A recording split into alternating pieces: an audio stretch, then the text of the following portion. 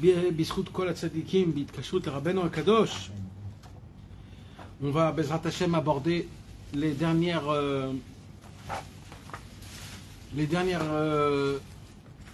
phrases, mots du Likutei Moharan de la Torah tête. Bezrat Hashem, je ne sais pas si on va la terminer d'Afka ce soir, mais on commence à toucher la fin.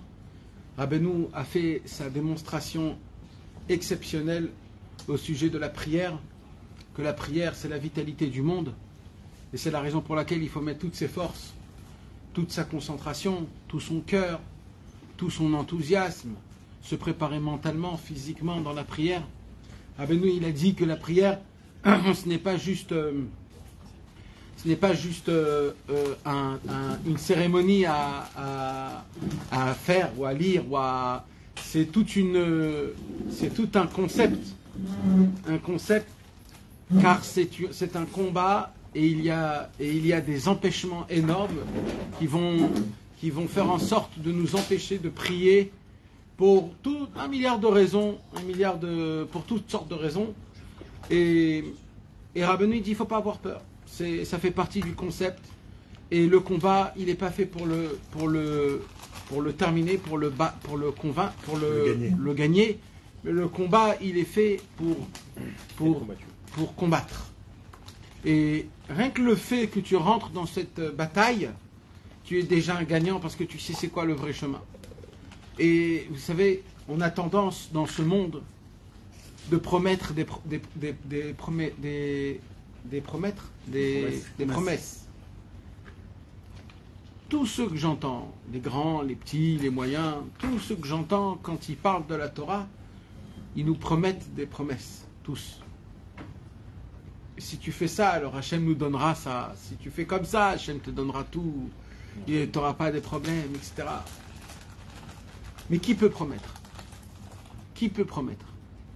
Tu parles au nom de qui? C'est qui dit que tu peux te promettre? T'as un tampon? T'es qui pour promettre? Comment tu peux promettre quelque chose? Personne ne sait ce que c'est la gérance d'Hachem Yitbarach. Alors on est là et on fait parce qu'on nous a promis des promesses. Et quand ça ne fonctionne pas, on dit où il est, comment ça se passe, etc., etc. Eh ben, je vais vous dire quelque chose. La Torah, c'est pas du business. C'est pas un produit que je te propose pour avoir quelque chose. C'est pas ça. C'est pas ça. La Torah, on a étudié cette paracha de la semaine, la paracha d'avant, surtout le Chumash Dvarim. Akadosh Baruch Hu, il dit voilà, il y a un monde. Akadosh Baruch Hu a créé les êtres humains, et parmi les êtres humains, il a dit les êtres humains normaux vont vivre normal, et parmi les gens qui vont vivre normal, il y aura une autre gamme d'êtres humains, et cette autre gamme d'êtres humains, ils vont me servir et ils vont recevoir leur récompense qu'après la mort. C'est-à-dire, si tu crois qu'il n'y a rien après la mort, tu travailles pour rien. C'est pour rien, c'est chinam. Mais Akadosh Baruch Hu, il dit, mais que celui qui pourra avoir la foi qui va être récompensé après sa mort, lui fait partie des miens. Lui pourra me servir. Et Akadosh Baruch Hu est parti chercher quel peuple dans le monde peut s'engager dans un engagement où on te dit, tu vas vivre une vie, pas pour toi, tu vas servir un roi qu'on ne connaît pas, qu'apparemment on ne peut pas le toucher, on n'a pas de photo de lui. Il ne nous parle pas, il ne va jamais nous parler. Et tout à travers un homme, Moshe Rabbeinu, avec un livre sacré qui a été écrit. Et là-bas, il y a toute une série d'ordres. Et ces ordres-là, ils grandissent avec les années. Ça veut dire, il y a ce que la Torah nous enseigne, après il y a les Rabbanan, après il y a les Chachamim, après il y a la Gemara, après il y a les Mouktsé, après... Ça continue, ça évolue encore et encore. Et on te dit que tout ça, tu dois le faire, et que c'est très grave si tu ne le fais pas, tu dois t'engager dans une sorte de vie, une vie qui sera sainte, qui sera au-dessus de la norme humaine. Et pourquoi tout ça? D'abord, pour servir le Dieu des dieux, et deuxièmement, si tu seras méritant, tu seras récompensé qu'après avoir mourir, après que tu vas mourir. La demande et et l'échange de la chose, elle est vraiment catégoriquement, minutieusement, toute minuscule. D'ailleurs, combien il faut avoir de la émouna, de la foi, de la... C'est l'homme. Combien il faut avoir de la... C'est pas pachoute du tout. On appelle ça aujourd'hui des charlots. C'est un pigeon, en fait. Il faut trouver un pigeon. C'est ça ce qu'on appelle aujourd'hui. Mais ça, c'est l'état humaine la plus élevée qui existe. Et toute la création du monde a été faite pour ces personnes-là. Et Akadosh Baruch Hu est allé devant tous les peuples, toutes les 70 nations, toute la racine de tous les peuples. Et il leur a demandé, est-ce que vous voudrez recevoir ma Torah, mes ordres? Et chacun lui dit, qu'est-ce qu'il y a écrit, qu'est-ce qu'on reçoit en retour, qu'est-ce qu'on fait pas.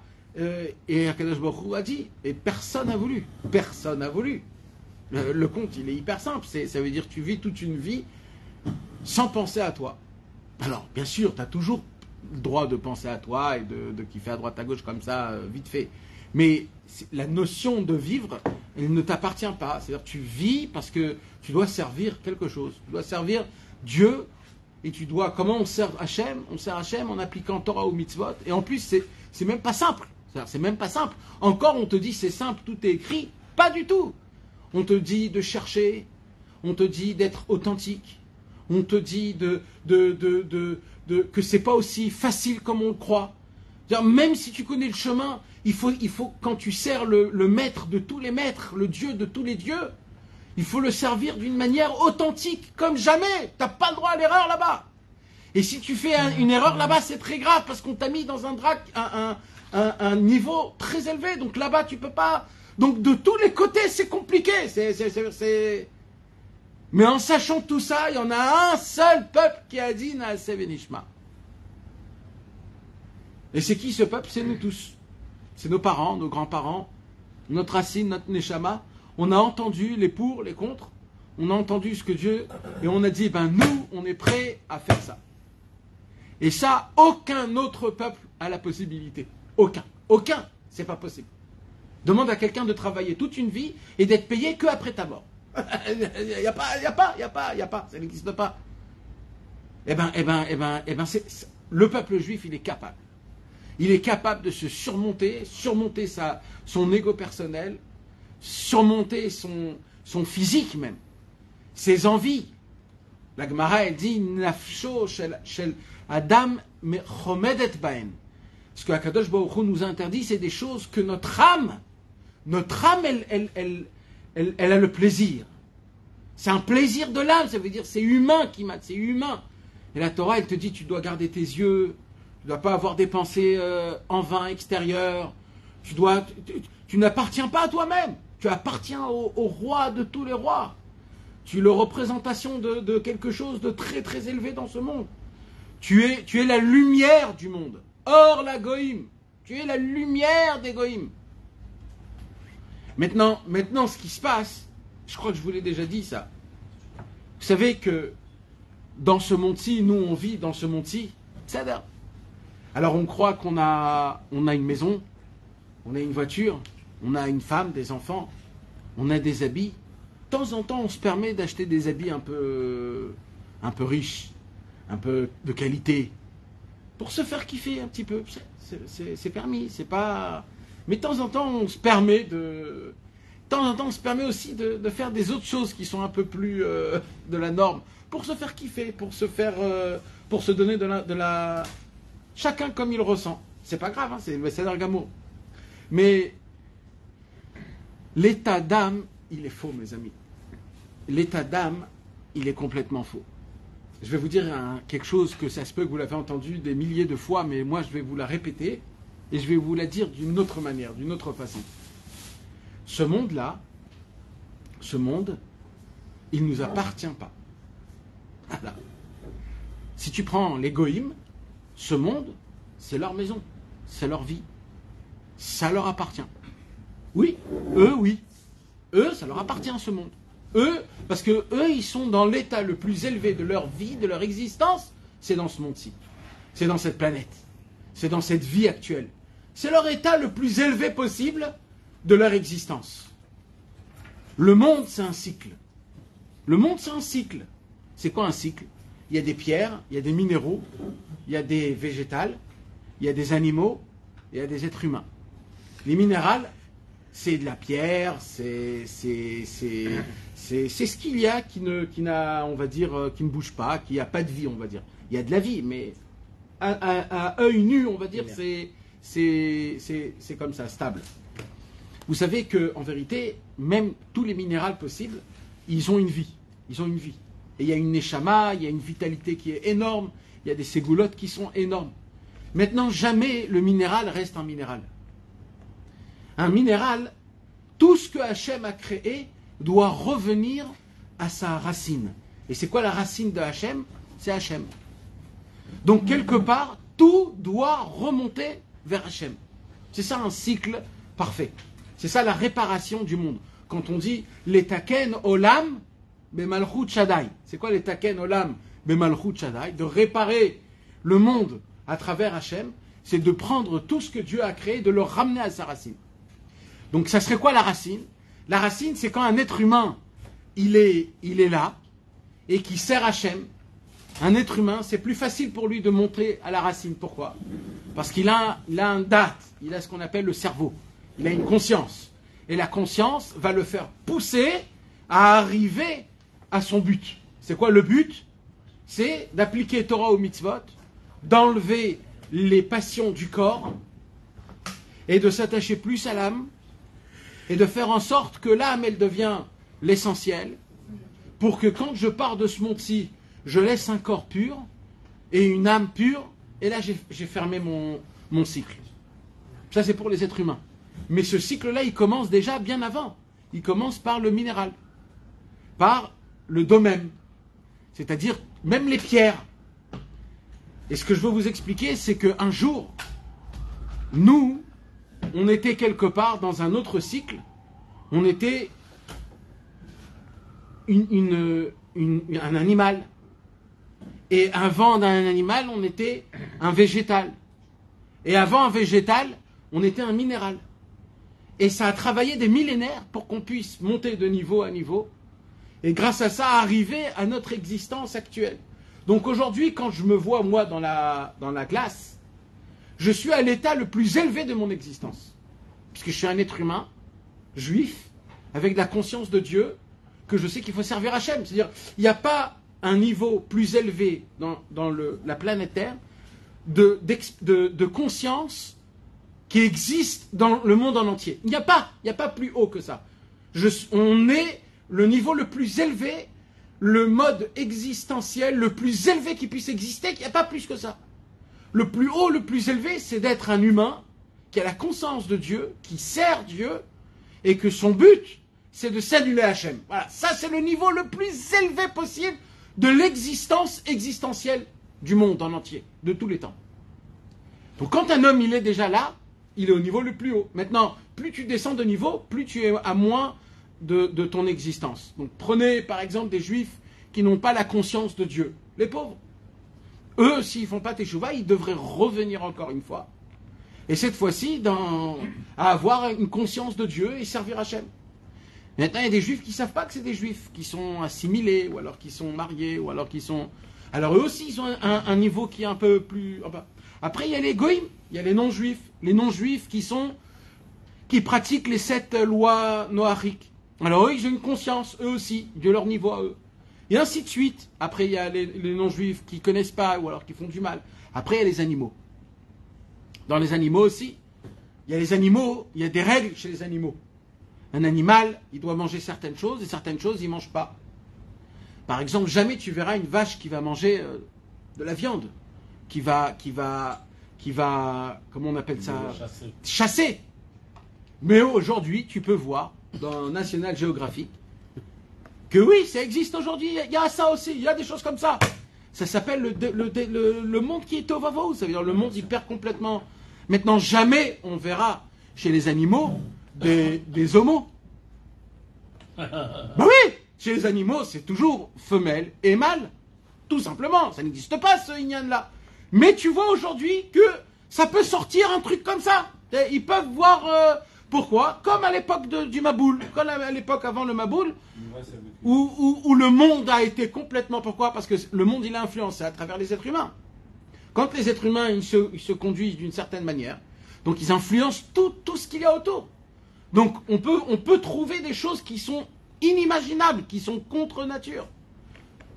Et pareil, il y a des règles avec les arbres que tu plantes, ou des graines. Il y a des arbres mâles et il y a des arbres femelles. Il y a des plantes femelles et il y a des plantes mâles. D'accord ou pas? C'est des choses qui sont connues, ces choses-là. Eh bien, il y a aussi des règles dans le monde botanique. Comme ça on dit, botanique. Il y a des règles. Ça peut aller avec ça fait pas comme ça. Ça donne un goût, ça sort pas, etc., etc. Eh bien, c'est des règles qu'eux, ils ont un libre arbitre et qu'ils doivent garder ces règles-là. Mais tu peux voir que si tu plantes comme ça ou comme ça peut sortir autre chose. C'est eux-mêmes ils ont déréglé leurs règles. Et ça aussi, ça a été influencé par... Et pareil pour les minéraux. Pour les minéraux aussi, il y a cette conception que le minéral, il peut ou alors faire effet, ou pas faire effet, ou faire ce qu'il doit faire, je ne sais pas exactement ce que c'est. Mais on peut découvrir qu'il a la possibilité de ne pas faire. En tout cas, ce qu'il faut savoir, c'est que le minéral, il devient le végétal devient animal, et l'animal, il devient humain. On n'est pas obligé que ce soit des gilgoulim. Ça peut être aussi des gilgoulim, mais c'est aussi, Rabbeinu, il dit quand tu manges. Quand tu manges. Par exemple, Il y a aussi cet effet-là dans la tefila. Comment? Parfois, on est du niveau de domaine. Ah, on l'avait dit ça, Nahod. Nahod. Rabbeinu, il avait dit ça. Il y a les 4 niveaux. Et il y a le niveau de conscience, pleine conscience totale, où là, c'est l'homme qui parle, Mamash Tefila, les Moshe, Isha Elohim. Il y a 3 Tefila. Il y a Tefila les David, Tefila les Ani et Tefila les Moshe. C'est 3 sortes de... Quand tu es en mode humain, tu as 3 possibilités de parler. Ou de parler comme un pauvre, ou de parler comme un roi, qui a du bitachon atzmi, qu'il est là et qui dit... Ou alors comme Moshe Rabbeinu, le tzaddik authentique avec une arna... Mais ça, c'est quand tu es dans un état humain, on va dire. Il y a l'état animal. C'est quoi l'état animal? Il nous a appris Rabbeinu. Ne croyez pas, mes amis, que c'est bien, pas bien. Hein. Ne croyez pas. C'est des états. Il faut y passer. Oui, c'est pas que c'est bien, c'est pas bien. Tu peux pas dire à une vache, c'est pas bien d'être une vache. C'est la vache. Ça veut dire c'est un état humain qu'on doit passer. Ça veut dire c'est un talir. Mais bien sûr, il faut, puisque je suis humain, il faut plus arriver vers l'humain. Mais c'est pas grave. Il dit Rabbeinu, c'est quoi quand tu es dans un état animal? C'est les cris, les hurlements. Pourquoi on crie? Parce que l'animal, il peut que crier. Alors je suis là, je crie, faites attention à moi, regardez-moi. Rabbeinu dit, il faut crier. C'est pas que c'est mauvais, c'est pas que tu es à un niveau plus bas. Oui, mais je veux que vous soyez des bêtes sauvages à crier. Oui, comme des bêtes sauvages, Naron. Ça veut dire que Rabbeinu, il nous dit, maintenant, c'est quoi le tsemar aussi? C'est quoi le tsemar? C'est quoi comment on dit, végétal? C'est quoi le végétal? C'est quoi le végétal, mes amis? C'est que ça commence à fleurir dans la tête, le moire, il commence un petit peu à... C'est l'élanguissement. L'élanguissement.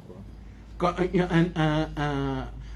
une fleur, comment elle a cette beauté, comment elle a cette douceur, comment elle arrive à donner des fruits, comment toute la végétation. Vous savez pourquoi elle a été créée, la végétation? C'est écrit dans Perek Shira, dans les Mefarshim de Perek Shira. La végétation pour louer Hachem. La végétation a été créée pour que tu sors dehors et tu dis waouh, quelle belle fleur. Mais c'est quoi la preuve? La preuve, c'est la bracha qu'on fait à Nissan. C'est quoi la bracha Birkat Ailanot? Asher bara bobriot naot leanot baem ben adam. Ça veut dire qu'Akadosh Baruch Hu a créé des belles choses pour que les êtres humains disent waouh. C'est que pour ça. C'est que pour ça. C'est pour ça qu'on donne des fleurs à quelqu'un qu'on aime. C'est pas goy. C'est amitié. C'est parce que voilà, c'est fleuri, c'est vivant. Mais c'est quoi, il dit Rabbeinu, la racine dans Sichot Haran? La racine de toute la végétation. C'est quoi la racine de toute la végétation? Non, pas la racine dans la matière. Comment ils arrivent, la végétation, à faire sortir cette beauté, cette grandeur, cette couleur, ça? Il dit Rabbeinu, c'est pendant l'hiver. Pendant l'hiver, tout est mort. Et il y a des végétations qui perdent espoir. Ceux qui perdent espoir, ils ne peuvent plus repousser l'année prochaine. Ceux qui ont tenu toute leur force. Non, on ne perd pas l'espoir, on va regrandir, on va rebondir. On attend la sève qui va venir et ça va nous donner de la force. C'est pour ça que le mois de Nissan, c'est le mois où on va sortir renforcer la végétation en disant vous êtes beau, même qu'il n'y a rien. À peine ils sortent. Le mois de Nissan, c'est là où ça sort à peine le... Ça veut dire c'est pas encore beau. Mais on vient les renforcer, on vient leur dire vous êtes beaux, Yesh Tikva, il y a un espoir, il y a la première fleur qui commence à sortir. Donc Rabbeinu il dit c'est quoi le niveau végétal? Il dit Rabbeinu, c'est l'élanguissement. Quand tu es chez toi à la maison, tu ne peux pas prier, tu ne peux rien faire, tu es complètement éclaté, tu es là, tu es perdu. Mais ton cœur il brûle, ton cœur il dit purée, ce que je voudrais moi faire maintenant, d'écouter de Philod, des Teilim, d'être dans la forêt, qu'est-ce que je voudrais crier, je voulais parler à Hachem, faire couler mon cœur, qu'est-ce que je voudrais m'épancher totalement. Ça, qu'est-ce qu'il est en train de faire? Là, il est du niveau de la fleur qui est dans le Choref, qui est dans le pendant l'hiver, et qui attend et qui se prépare et qui est en train de créer toute la sortie pendant l'été qui va... Et avant ça, il y a l'état minéral. Où Rabbeinu, il dit, des fois, il y a le niveau Ne'elamti Doumia. Doumia, c'est un du mot domaine. Ça veut dire, il y a ce niveau. Ce niveau, chef ve'altaase. J'attends. Animechake, j'attends. Voilà, je suis là, Hachem, je suis là. S'il y a une Yeshua dans le ciel, parce que moi, il n'y a pas des éveils d'en bas, je ne peux pas. Voilà. Là, j'attends un éveil d'en haut. Ouais. Là, il faut me prendre par en haut, il faut me prendre, tout seul, je ne peux pas. Voilà. J'attends, je suis là et j'attends. C'est un travail, c'est Amten. Il faut attendre.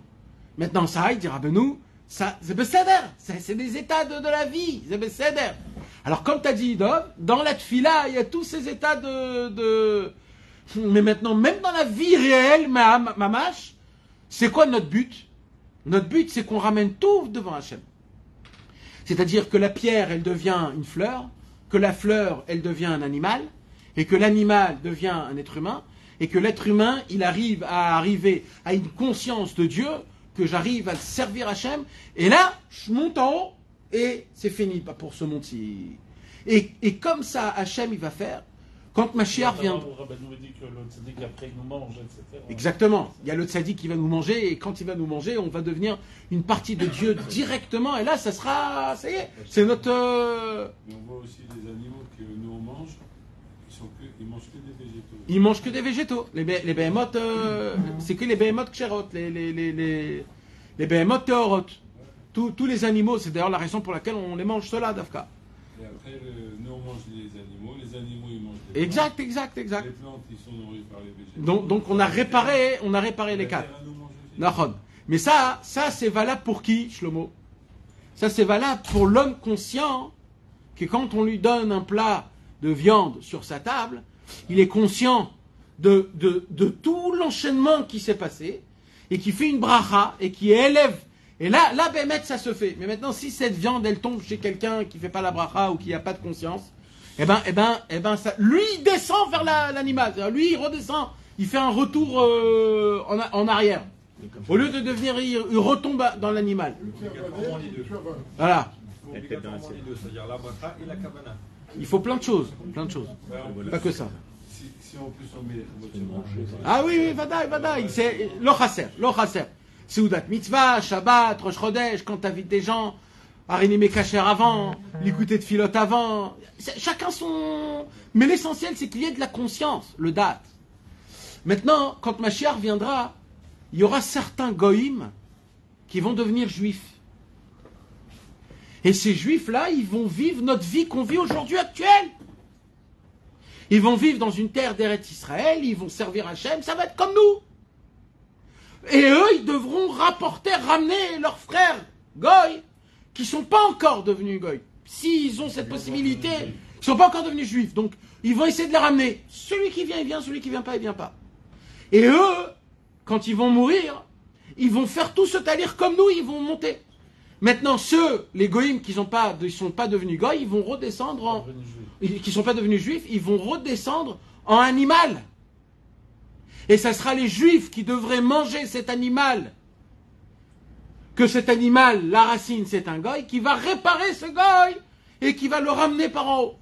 Mais c'est que s'il est méritant. S'il n'est pas méritant, il va descendre, ce goy, d'un niveau d'animal à un niveau de végétal, en salade verte. Mais il faudra que ce soit un juif qui était... Et vous comprenez le cycle, mes amis, comment il fonctionne? On peut comme ça détailler sans s'arrêter. Mais bien sûr. Maintenant, et tout, parce que le monde, il doit arriver tout le monde doit revenir vers Hachem. Tout le monde doit revenir vers Hachem. Tout le monde doit revenir vers Hachem. Il y aura un date de Dieu qu'on pourra... Oui, il y aura un date. Il y aura un date. De la même façon que Yerushalayim va devenir Eretz Israël. Et Eretz Israël va devenir le monde en entier. Ça veut dire quoi que Eretz Israël va devenir le monde en entier? Le centre du monde. Ça veut dire quoi? Ça veut dire la même chose. Ça veut dire que certains goïms, les goïms qui étaient droits avec Hachem, qu'ils étaient bons, qu'ils étaient comme il faut, qu'ils ont aidé, des bonnes personnes. Eux, ils auront le mérite, s'ils veulent, après des milliers d'années que le Mashiach viendra, il y aura une possibilité de leur donner cette vie de pouvoir d'être juif, de servir Hachem, de ramener tout le monde. Celui qui veut, il veut. Celui qui veut pas, il retombera, et ainsi de suite, jusqu'à qu'il revient. Et tous les animaux devront, quelque part, ou être mangés, ou redevenir un homme. Il y aura des animaux que, dans leur Gilgoul, ils vont revenir en être humain. Et en goy, après ils vont redevenir juifs. Et quand ils vont redevenir juifs, ils vont avoir de la conscience. Et ainsi de suite. Et depuis Pierre, nous, on est quoi, nous? Nous, on est un caillou qu'un Bnei Israël, il s'est tenu au mont Sinaï quand il était en train de faire. Moi, j'étais un caillou. Et ça fait 5000 ans que je suis en train de bouger, d'aller à droite, à gauche, au Canada, New Zealand, d'autres trucs. Et là, je me retrouve à Ranana, 5000 ans plus tard. Voilà, c'est l'évolution. C'est pour ça qu'il y en a qui s'appellent Pierre. Exactement. C'est exactement ça. C'est la raison pour laquelle il s'appelle Pierre. Non mais mes amis, c'est ça le cycle. Pourquoi je vous parle de tout ça? Je vais vous dire pourquoi. Je vous parle de tout ça pour arriver au point. Ce monde-là, il ne nous appartient pas. C'est à qui ce monde? Je vais vous dire c'est à qui ce monde. Il y a certains non-juifs qu'eux, ils ont déjà vécu leur vie. Et ce monde-là, c'est leur Gan Eden. C'est leur Gan Eden. Ça veut dire, en fait, toi, quand tu viens ici, tu es en train de lui pomper son air à lui. Non, mais c'est Emet, ça. C'est pour ça qu'ils sont contre nous. Pourquoi ils sont contre nous? Pourquoi ils ne nous aiment pas? Pourquoi ils veulent notre argent? Pourquoi, quand on voit qu'on grandit, ils ne supportent pas? Pourquoi toujours ça a été comme ça à toutes les guerres? Napoléon, Hitler, ils ont toujours vu que les grands juifs, ils ont toujours des grades et des personnes importantes. Mais ils disent, mais c'est pas leur monde à eux. C'est pas ici qu'ils doivent être des patrons. Eux, ils doivent juste de passage. Nous, on est de passage pour arriver en haut. Mais ici, c'est pas notre monde. C'est pour ça que quand nous, on s'incruste dans ce monde-ci, à fond, on va en vacances, à droite et à gauche, et on s'achète des habits. On veut dominer, on veut avoir de l'argent, on veut créer. Même dans le bien. Mais tu crois que t'es quoi ici? Tu vas vivre 1000 ans? Qu'est-ce que tu es? T'es ici de passage. Tu es de passage. À peine tu viens, on va plus se rappeler de toi 2 mois après que tu vas mourir, on se rappelle plus de toi. C'est vraiment comme ça. On oublie les gens 1 semaine après qu'ils sont partis. Combien qu'ils étaient proches, combien qu'ils étaient... Pourquoi? Parce que ce monde-ci ne nous appartient pas, mes amis. Et nous, notre problème, c'est qu'on veut appartenir à tout, on tient la table. Non, vous n'allez pas me prendre ma table. C'est à moi, vous n'allez pas me bouger de ma maison. Et quand tu t'assois dans une place de quelqu'un, ah là, c'est ma place. Mais c'est pas ta place, c'est la place de personne. T'es rien ici, il n'y a rien dans ce monde-ci qui est à toi. Il n'y a rien, en choum d'avar. Dans ce monde-ci, t'es de passage. Tu sais ce que c'est de passage? Quand tu montes dans un bus, d'accord? Tu payes. Tu vas t'asseoir, tu redescends. C'est ça, voilà, c'est ça notre vie. Ben, c'est ça notre vie, mes amis, on est là. Et notre travail, c'est quoi? C'est de prendre le maximum qu'on peut. Voilà.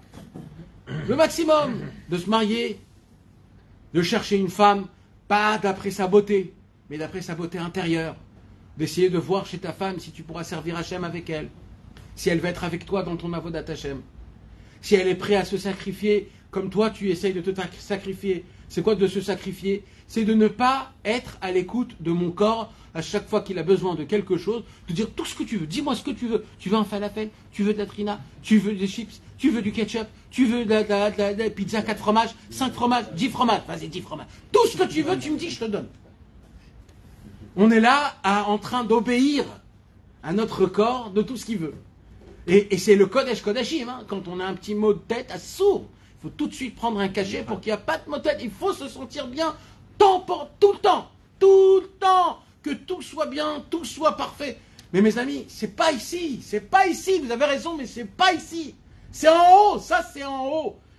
Ce qu'on a le droit ici, c'est pour qu'on puisse... C'est quand on a une matara. La matara, c'est un but. C'est-à-dire quand j'ai le point essentiel dans ma vie, le but que je sais, c'est quoi? C'est d'arriver à un état de conscience, de servir le Dieu Melech, Malchei Melachim, à Kadosh Baruch Hu, et c'est ça le but de tout. Maintenant, toute ma vie, c'est un travail autour de ça. Mais lui, dans sa bonté, il fait le servir aussi en profitant de ce monde. Non. Bah, Soudat Shabbat. Non. Bah, pourquoi? Non, ça c'est des autres lignes. C'est des autres choses. Non, excusez-moi. Vaut mieux pas poser de questions dans ce genre-là de phrases. Juste écouter et ça suffit. Le Hémet, tu veux savoir le Hémet? Voilà, le Hémet c'est ça. Akadosh Baruch Hu fait pas du business avec nous. Non, c'est pas du business. La Torah ne fait pas de business avec nous. Et même Rabbeinu ne fait pas de business avec toi. Quand Rabbeinu, il t'a promis que tu vas venir à Ouman et qu'il va te sortir de Ouman Rosh Hashanah, Rabbeinu de base ne voulait pas promettre ça. Mais il savait que si je promets pas des promesses, personne ne va venir. Comment tu veux ramener un Français en 89 de Belleville en Ukraine, dans un pays communiste? Comment tu veux amener un Français comme ça? Tu peux pas. Rabbeinu, il était obligé de te donner du shochad. Comment on dit du shochad? De la corruption. De la corruption, il l'a fait, Rabbeinu, pour toi. C'est du shochad qu'il a fait, Rabbeinu. Il t'a fait du shochad, il t'a dit, je vais te promettre. Maintenant, c'est un mec, c'est vrai ce que Rabbeinu il a dit, c'est vrai à 100%. Mais Rabbeinu disait, mais moi, je préfère que tu viennes chez moi sans que je te promette des promesses, je vais tout te donner encore plus. Mais il n'y a pas de... C'est quoi ce truc-là de faire des transactions? Et si tu fais ça, alors il va faire ça. Et si tu emmènes ça, il va faire ça. Rabbeinu dit, je suis obligé de parler votre langage. Alors tout enfant que j'amène avant 7 ans, il sera propre. Et toute personne, je suis obligé de parler votre langage. Mais il dit, Rabbeinu, moi je voulais des gens comme des bêtes féroces qui sortent dans la nuit, qui hurlent toute la nuit. Pas ils savent demander, ils savent te faire des... Chaveli ou lo Chaveli, l'inso aleuman. Chaveli, c'est dire quoi ça? C'est que ce Inyan-là. Rabbeinu, il a un état de conscience que Rabbeinu, il arrive à prendre des végétaux et il les répare jusqu'à que il sert Hachem d'une conscience énorme. C'est ça la grandeur de Rabbeinu, c'est l'état de conscience qu'il nous donne. Comment servir Hachem? Comment vivre dans ce monde-ci? Maintenant, ça ne veut pas dire que je suis un tzaddik. Parce que l'état de conscience, c'est pas obligatoire que tu appliques ça. L'état de conscience, c'est dans ta tête. Ça veut dire, même si chas v'shalom, je fais des choses pas graves, par exemple, chas v'shalom, où j'applique pas la Torah de parfait. Mais l'état de conscience, c'est juste l'état de conscience. Ça veut dire, même si je me conduis mal, j'ai un remords. Je sais que c'est faux. Je sais que c'est pas la vérité. Je sais que c'est le vrai chemin. Je sais c'est quoi. Je sais, ça me fait du remords. Et ça c'est ça le émet. Quand ça me brise, quand ça me pince le cœur, quand ça me prie, ça me prend. Dans ma vie, ça, c'est un état de conscience, mes amis. C'est ça vaut. Qui vit. Rappelez-vous que Rabbeinu, il est mort il y a 200 ans, vous ne savez même pas de quoi il a l'air. C'est ça une puissance, ça c'est une grandeur. Un homme qui te parle 200 ans après qu'il est mort, sans téléphone, sans TikTok, sans même pas une photo on a. Même ses livres, ils n'étaient pas imprimés jusqu'à 50 ans, ils n'étaient pas imprimés. Écrits en rachi. Ça, c'est un état de conscience. Il arrive à prendre une pierre et la rendre un cœur de chair. D'ailleurs, c'est ça Breslev, Bassarlev. Mon travail, c'est de prendre votre cœur de pierre et de le rendre un cœur de chair. Alors, un des états de conscience que Rabbeinu nous apprend, que la Torah nous apprend, c'est l'état de conscience que dans ce monde-ci, c'est pas ton monde. Ce monde-ci, il appartient à Luc Besson. C'est à Luc Besson qu'il appartient. C'est pas à toi. À Elon Musk. À lui, ça lui appartient, qui fait des ficelles, qui dépense son argent. Mais toi, non, nous, c'est pas notre monde, nous. Lui, il a le droit de faire ça. Moi, j'ai pas le droit de faire ça. Moi, j'ai pas le droit. Moi, je suis venu ici on m'a donné le reshoot, la permission, d'utiliser un tout petit peu ce que tu as besoin, un tout petit peu. Tu as besoin d'aller dans la forêt, alors ok, achète-toi un beau 4x4 Toyota, ok. Tu as besoin d'aller à la forêt, ben ça a l'air. Alors, ça a été créé pour toi en vérité. On te donne la permission. Rabbeinu, il va arriver avec des gens comme nous, juste à nous donner la conscience, à réussir à faire, à mettre en réalisation. Aïe, aïe, aïe. Ça, c'est à toi qu'il faut poser la question. Pas à Rabbeinu, ça. C'est à toi. Ça, il faut poser la question à chacun de nous tous. Rabbeinu, c'est pas qu'il peut. Rabbeinu, lui, son côté à lui, il a déjà fait. Maintenant, Rabbeinu, il a dit, c'est la question, c'est combien tu t'investis. Combien tu me crois quand je te parle. Il dit Rabbeinu. Tu me crois quand je te parle? Ou alors tu étudies, j'étudie. C'est une étude ou c'est de la vie? On a l'habitude de dire j'ai étudié. Mais c'est quoi étudier? À l'université on étudie. Là c'est la vie. Rabbeinu il dit moi je te parle de ma vie là. Tu me crois en tant que quoi? En tant qu'un professeur, en tant qu'un maître. Je te parle de ta vie, de ton avenir. Et pas l'avenir éternel. Tu imagines, ton avenir éternel dépend de ta vie ici, là maintenant. Ta vie éternelle dépend de ce que tu fais ici. Voilà, ce que tu vas faire ici dans ce monde-ci, toute ta vie éternelle qui va jamais s'arrêter va dépendre de ce que tu vas faire ici. T'as fait plus, tu reçois plus. T'as fait moins, tu recevras moins.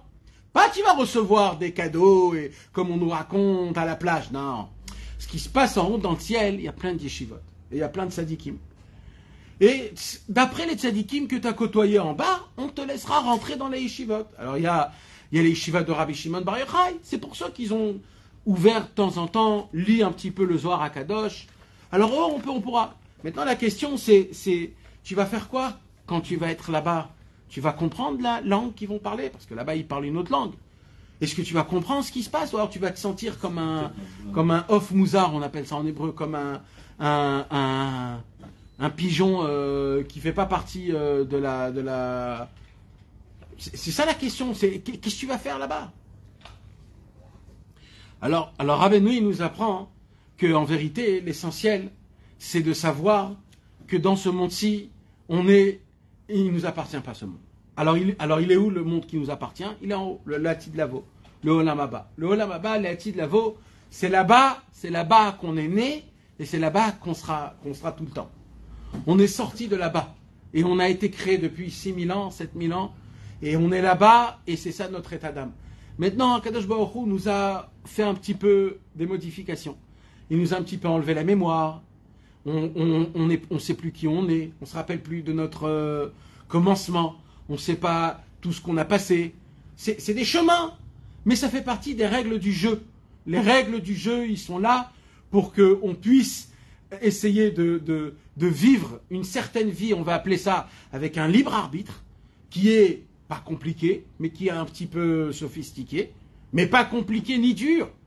Et Rabbeinu, les tzadikim, Akadosh Baruch Hu a envoyé des tzadikim pour nous tracer notre chemin avec leurs conseils. C'est tout. Et Rabbeinu, il vient, et pour résumer tout ça, il vient et il dit, dans tout ce chamboulement-là qu'on vient de parler, il y a une chose que tu ne dois jamais lâcher prise. Quoi qu'il se passe, quoi qu'il arrive. Là où tu es, le moment où tu es. Jamais. C'est de tout le temps prier à Hachem. Te remettre à Hachem. Garder le contact avec lui. De lui dire, de lui parler. D'essayer de lui raconter. Sans aucune pensée intérieure. Comment on appelle ça? Des marchavotes, des pensées... Hein? Non. On a des fois des hot mukdamot, des idées... des préconçus. Des préconçus. Il faut lui parler comme ça, il faut lui parler comme ça, mais là il est contre moi, Hachem, là il est énervé, j'ai fait quelque chose de grave, là j'ai fait ça. Enlève tous tes préconçus. Les idées préconçues. Enlève tout ça parce que ça appartient à ce monde. On n'est pas de ce monde. Pourquoi Rabbeinu il a dit les docteurs ils ne comprennent rien? Parce qu'on n'est pas de ce monde. L'homme qui a dit je suis prêt à travailler toute ma vie et qu'on me donne ma paye après que je meure, c'est pas un être humain normal ce monsieur. Ça peut pas fonctionner ce qu'un docteur trouve chez un gars, ça peut pas fonctionner chez moi. Ça fonctionne pas pareil. C'est pas pareil du tout, c'est un autre concept. Alors bien sûr, il y a certaines choses et que ça fonctionne, vadaï, je dis pas que tout extrême, etc.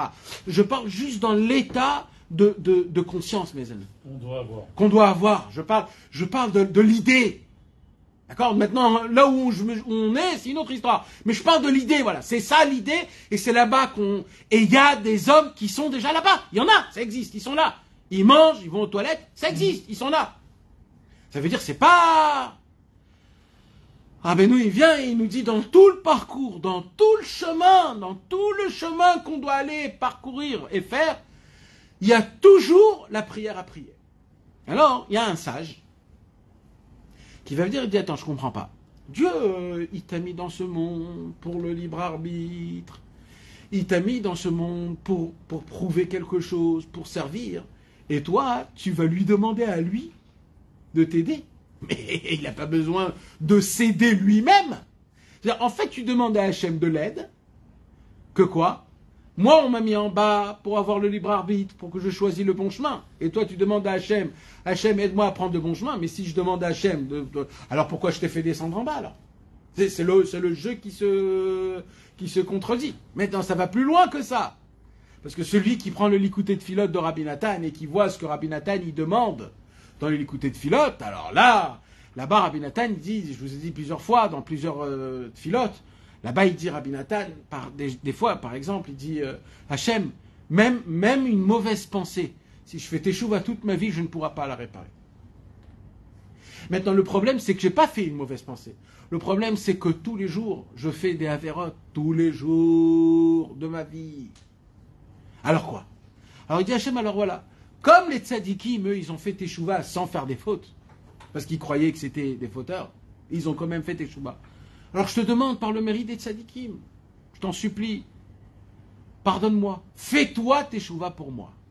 T'imagines, si on lit quelque chose comme ça, si un mec qui ne connaît pas Rabbeinu, il dit, mais attends, qu'est-ce qu'il y a écrit là? Mais c'est-à-dire, c'est Dieu non, c'est Dieu qui se... Au Vadoto, comment on dit, qui se sert lui-même. Si je demande tout à Hachem, Hachem, enlève-moi ma tavat niouf. Mais Hachem, il ne veut pas t'enlever. Tout le concept, c'est que toi, tu t'enlèves, toi, tu travailles pour arriver à ça. Toi, tu te casses la tête pour prier une bonne prière. Toi, tu te casses la tête pour étudier une Gemara, une Mishnah. Toi, tu te casses la tête pour enlever la tavat achila. Si je demande à Hachem, alors quoi? Alors quoi? Vrai ou faux? Vous comprenez ce que je suis en train de vous parler, mes amis? Je vous parle des choses les plus importantes du monde en entier. Je vous parle de la prière, des concepts de comment il faut prier à Hachem. Tout le likouté de Philote, si on l'étudie, si on le regarde, on le voit, des demandes que là-bas tu dis, Rabbi Nathan, ça marche, mais nous on veut le émettre, ça veut dire nous on veut savoir, moi je veux comprendre ce que je fais, ça veut dire un minimum, ça veut dire je ne vais pas demander quelque chose que Dieu il veut pas que je demande, ça veut dire, c'est où est la notion, c'est-à-dire comment ça fonctionne, c'est qu'est-ce que ça se tient par derrière, qu'est-ce que ça se passe, j'ai le droit, si j'ai le droit, jusqu'à où je peux aller, jusqu'à où je peux demander, je fais quoi? Ça, tu peux demander à Hachem. Oui, mais jusqu'à où? C'est quoi? Comment ça fonctionne? Ça veut dire, comment on ne le voit pas nulle part, autre part, dans des autres endroits? Comment tous les livres du Moussard... Où elle est la part du tzaddik. Exactement. Comment tous les livres du Moussard, ils nous disent pas qu'il faut employer la prière?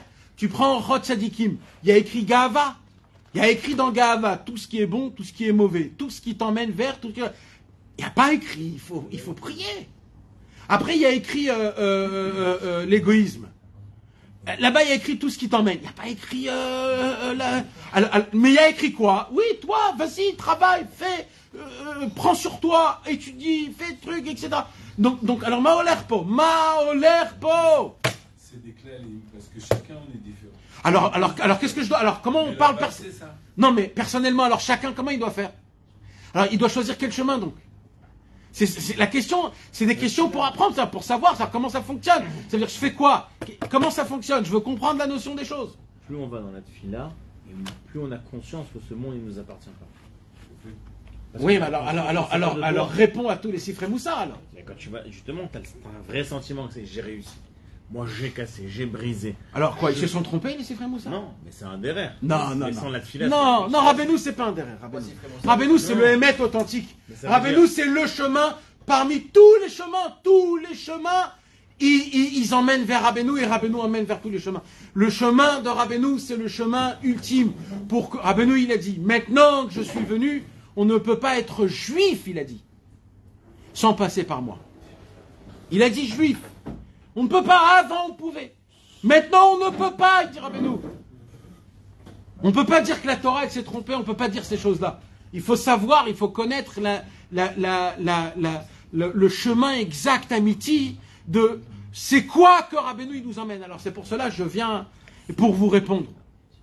Que quand Rabbeinu il nous dit qu'il faut prier, Rabbeinu il ne vient pas après 5000 ans de tzadikim, qu'ils ont déjà dit qu'il faut prier.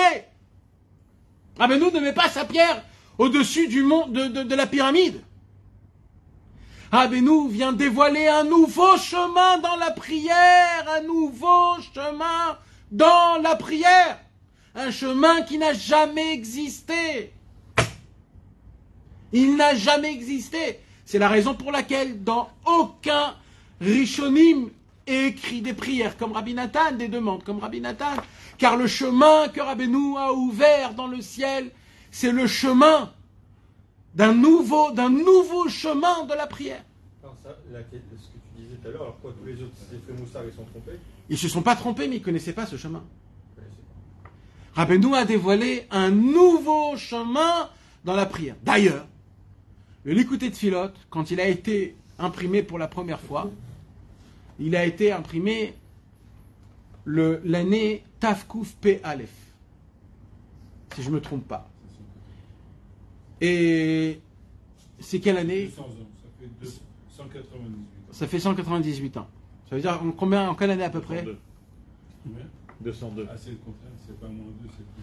Alors c'est fait combien? C'est quelle année à peu près? Je sais pas, il faut que je te dise. Quelle année? 5581. Ouais. Et on est 5782. 2, 3. 3, 4 bientôt. Ouais. Mais Kitsour, mes amis, cette année-là a été imprimé donc le Likutei Tfilot. Et vous savez, à l'époque, on écrivait l'année. Dans chaque livre qu'on sort, dans le char, il y a écrit l'année qu'on l'a sorti. Et là-bas, Rabbi Nathan, au lieu d'écrire l'année, normalement, En 1821, c'est ça? 1821, Non. non, Bah si, 202. C'est ça, c'est ça. 1821. Ouais, c'est ça. Non, 1825. Pardon. C'est Ah oui, 202. Ok. Il y a 200 ans, c'était 1823. Ouais, alors d'accord. 202, ça fait... Non, 1821. 1821. Pardon. 1821. C'est Bekitsour, la fête, ça. 1821, c'était l'année. Et là-bas, Rabbi Nathan, il n'a pas choisi d'écrire l'année normale, comme c'est écrit dans tous les livres. Il a essayé de choisir une autre façon de décrire l'année. Et comment il a décrit l'année, mes amis? À travers un pasouk. Et il a choisi le pasouk Va'ani Tfila.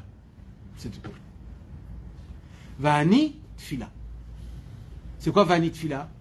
Quand David Amelech, il a dit les Teilim, le psaume, alors David Amelech, il a dit Va'ani Tfila. Maintenant que David Amelech est venu et qu'il a instauré les Teilim, et que les Teilim ont été faits 5 livres contre les 5 livres de la Torah, eh bien, il a institué, créé, ouvert un nouveau chemin dans le peuple juif de la prière, ça va être les Teilim. Et depuis, quand on voulait prier, ça se faisait à travers les Teilim. Donc David Amelech, il a dit Va'ani Tfila, c'est moi la prière. C'est moi la prière. Quand on dit la Torah, elle vient de Moshe, Torah de Moshe. La Torah, elle vient de Moshe. C'est Moshe Rabbeinu la Torah. On ne dit pas la Torah de Dieu. On dit la Torah de Moshe. La Torah de Moshe Rabbeinu, c'est Moshe Rabbeinu la Torah. Ce que Moshe Rabbeinu il dit, c'est la Torah qui dit. Et bien dans la prière, il y a la même chose. Il y a David Amelech. Que David Amelech, il a dit Va'ani Tfila. C'est moi la prière. Je suis complètement la prière. La prière, c'est moi. Il a atteint un niveau de petitesse, de achna, comment on dit, de soumission, d'abaissement, de rabaissement, tellement grand, parce que la prière c'est ça, de annulation totale devant Akadosh Baruch Hu, en faisant montrer à Hachem, si tu me donnes pas, j'ai rien. Que grâce à ça, David Amelech, il a réussi à faire tout ce qu'il a fait jusqu'à aujourd'hui. Quand Rabbi Nathan, il a écrit le Likutei Tfilot, il s'est permis, avec sa grande humilité, comme c'est connu que Rabbi Nathan, son humilité était énorme, l'humilité de Rabbi Nathan, mais il s'est permis d'écrire sur le Likutei Tfilot, Va'ani Tfila. Ça veut dire que c'est un niveau très élevé. Et Rabbi Avram ben Rabbi Nachman, il rapporte dans le Korveor qu'il a entendu de son père, qu'il a entendu encore jusqu'en haut, que ça atteint les 50 portes de la Tfila. Le niveau le plus élevé qui n'a jamais existé auparavant. Pourquoi? Parce que c'est un nouveau chemin. Donc je me suis dit, avec votre permission,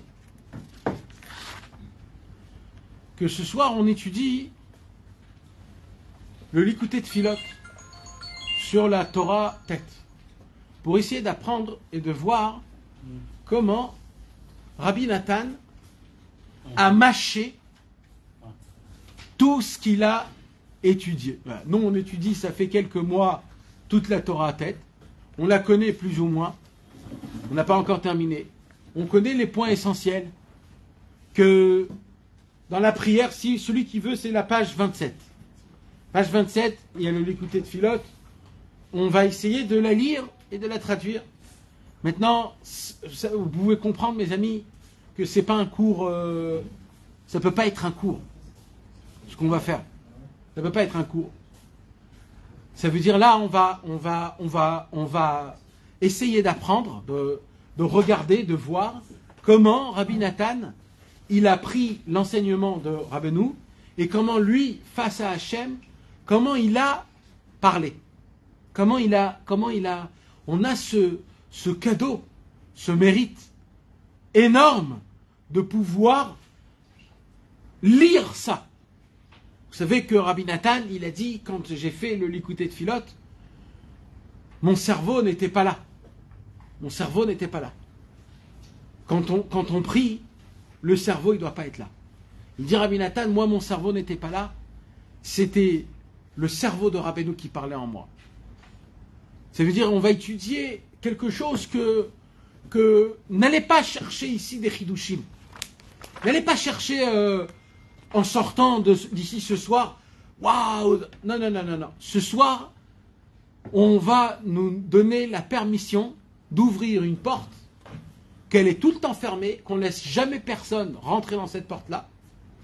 On va te faire rentrer dans le cœur de Rabbi Nathan, comment, avec toute intimité, il parlait avec son Créateur. Vous savez, mes amis, il y a une halakha dans le Shulchan Aruch, que quand un homme il est avec sa femme, alors ça doit être avec toute pudeur possible. Ça doit être des tsniout gumura. Jusqu'à que c'est interdit de dévoiler ma femme elle va au mikvé, ou etc. On n'a pas le droit de parler, de dire, même si on n'a pas le droit, ni la femme, ni l'homme, même avec un remez, rien du tout, ça doit être même à ses parents, même à ses frères, ses sœurs, même à sa famille, personne au monde doit savoir. Ce lien, il est un lien kadosh, l'homme et la femme tout seul. Et vous savez, mes amis, on a appris dans cette Torah que de prier, surtout quand il y a des doutes, il y a ce qu'on appelle dans la halacha beno leven ishto, il y a les halachot entre l'homme et la femme, et il y a un autre concept, beno leven kono, moi et mon créateur. Les deux concepts, beno leven kono et beno leven ishto, ils sont cohérents. On a appris dans la Torah, caché zivugo chez la dame, qui est Kriyat Yam Souf. On a appris c'est quoi le Kriyat Yam Souf? C'est tout l'inyan de la Tfila, parce que ça a été coupé en 12. Il y a 12 tribus, 12 anges, 12... Donc tout l'inyan de la Kriyat Yam Souf, c'est la prière. La prière, elle crée le zivouk dans le ciel. Donc mes amis, quand un homme il fait des doutes, quand un homme il parle, c'est un moment intime, plus qu'intime, que c'est que moi et Hachem et personne d'autre. Et bien Rabbi Nathan va nous faire le cadeau de nous donner cette intimité qu'il a eue avec Hachem à travers la Torah 9. Donc ce qu'on doit faire, c'est de prendre chaque mot, les manger, les déguster, apprécier, goûter cette douceur, prendre des notes. Comment nous après parler avec Akadosh Baruch. Alors j'ai jamais fait ça. Et j'espère que Hachem nous donnera cette possibilité de pouvoir un petit peu étudier ça tous ensemble. Imirtza Hachem, Yisrout Rabbeinu, Meshem Hachem Nasev Natzliach, qu'on puisse arriver à faire ce union-là comme il faut, Bezrat Hachem. Alors, Rabbi Nathan, il commence. Yehi Ratzon milfanecha, Adonai Eloheinu velo avotenu. Je présente ma volonté devant toi, mon Dieu.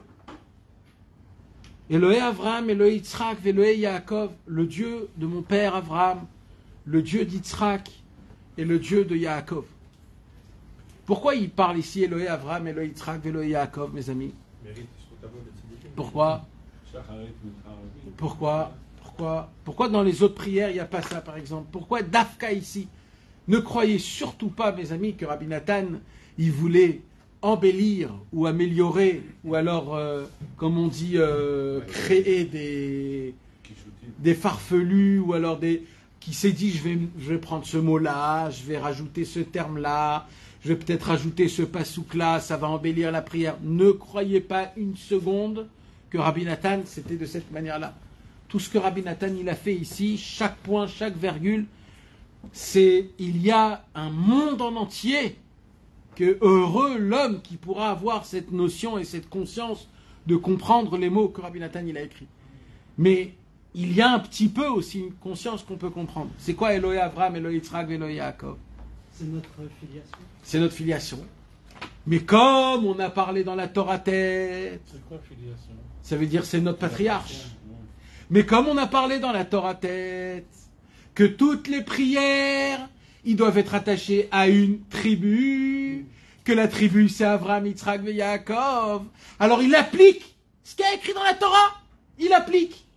J'emploie Dieu, mes pères, le père, Avraham, Yitzhak et Yaakov, que dans la prière il faut attacher ça à la patriarcale.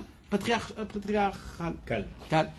Maintenant, en plus de cela, mes amis, comme on parle de la prière, comme tu as dit, de Shacharit, Mincha et Arvit, et que dans Shacharit, Mincha et Arvit, il y a aussi ce concept qu'on dit Elohé Avraham, Elohé Yitzhak, Elohé Yaakov. D'ailleurs, c'est la raison pour laquelle c'est eux-mêmes qu'ils ont institué. Avraham, il a fait Shacharit, Mincha, Yitzhak, Yaakov, il a fait Arvit. Donc, comme on parle de la prière, c'est pour cela que ici, Dafka, il va apporter Elohé Avraham, Elohé Yitzhak, Yaakov. Si tu ouvres une autre fila, là-bas, c'est pas sûr qu'il va mettre Elohé Avraham, Elohé Yitzhak, Elohé Yaakov. C'est les cachots, donc. C'est pas une nid kashrut. Il fait pas un nid kashrut. Il implore. Il implore le Dieu d'Abraham, le Dieu d'Yitzhak et le Dieu de Yaakov. Abocher betfilat avadav. Le Dieu qui a choisi la prière de ses serviteurs. Vous savez cette phrase, comment elle est belle? Vous savez cette phrase, quelle possibilité elle nous donne? Cette phrase, c'est le passeport en te disant tu peux aller là où tu veux là. Abocher betfilat avadav. Ne crois pas que tu pries par mérite. Ne crois pas que tu pries parce que tu es un tzaddik. Ne crois pas que tu pries parce que tu es beau, parce que tu es pur, parce que tu es juif. Tu vas prier pour une seule raison. C'est lui qui l'a choisi de t'écouter. C'est lui qui a choisi que quand tu pries, qu'il te demande que tu le pries. Et qui va t'écouter quoi qu'il se passe. C'est lui qui a fait ce concept-là. C'est pas une tova que tu demandes à Hachem. C'est pas une bonté. C'est pas une, comment on dit, j'ai honte de te demander un service. C'est pas un service. Alors oui, mes amis, bien sûr, nous, on doit le prendre comme service, nous. Par kavod, par respect. Mais il faut savoir, Abocher betfilat avadav. Hachem, je me tiens devant toi. Pas parce que je suis là avec un gros ventre et qui vient de boire une bière ou quelque chose comme ça. Pas du tout. Je suis là devant toi parce que c'est toi qui me l'as demandé. Je fais quelque chose que tu m'as demandé. Parce que toi-même, tu as choisi qu'on te parle. Tu veux qu'on te parle. Alors quoi? Et là, je vais dire quelque chose, Hachem. C'est pas pour rien que je te dis que c'est toi qui veux que je te parle. Parce que si je te dis ça, j'en ai là. J'ai des choses à te dire. Donc prépare-toi, Ribono Shel Olam, à écouter ce que je vais te dire. Parce que ce que je vais te dire, c'est pas moi qui va le dire. C'est toi qui veux que je le dise. J'étais rachem alay. Aie pitié de moi. Tu sais ce que c'est quand de demander d'avoir pitié de moi? Ça veut dire je fais rien. Ayez pitié de moi, les gars. C'est ça que c'est ça. Ça veut dire je suis à un niveau, Hachem, voilà, je vais dire la vérité. Béhémet, Hachem. On va me dire fais, etc. Lève-toi, c'est dur. Tu veux que je dise quelque chose? Ah, je peux pas, voilà, je peux pas. La seule chose, c'est rachem alay. Rachem alay. Aie pitié de moi, toi, viens vers moi. Que les tzadikim ont pitié de moi, que eux, ils fassent quelque chose autour de moi. Moi, je peux pas, moi, je peux pas. Rachem alay. Ve'al kol amecha bet Israël. Aie pitié sur tout le peuple juif en entier. Ou tezakenu. Donne-nous le mérite. C'est quoi de donner le mérite? C'est quoi tezakenu? C'est écrit. C'est trop écrit de fois dans le Likutei Tfilot. Zakeni, zakenu, tezakenu. Je crois que c'est le mot courant énormément. Mais il veut dire quoi le mot? Parce que des fois on tombe dans la cérémoniale, on tombe on fait plus attention comme quand je te dis comment ça va, tout de suite tu me dis Baruch Hashem sans que tu penses que ça veut dire Baruch Hashem. Donc ça veut dire quoi le tezakenu? Ça veut dire quoi tezakenu?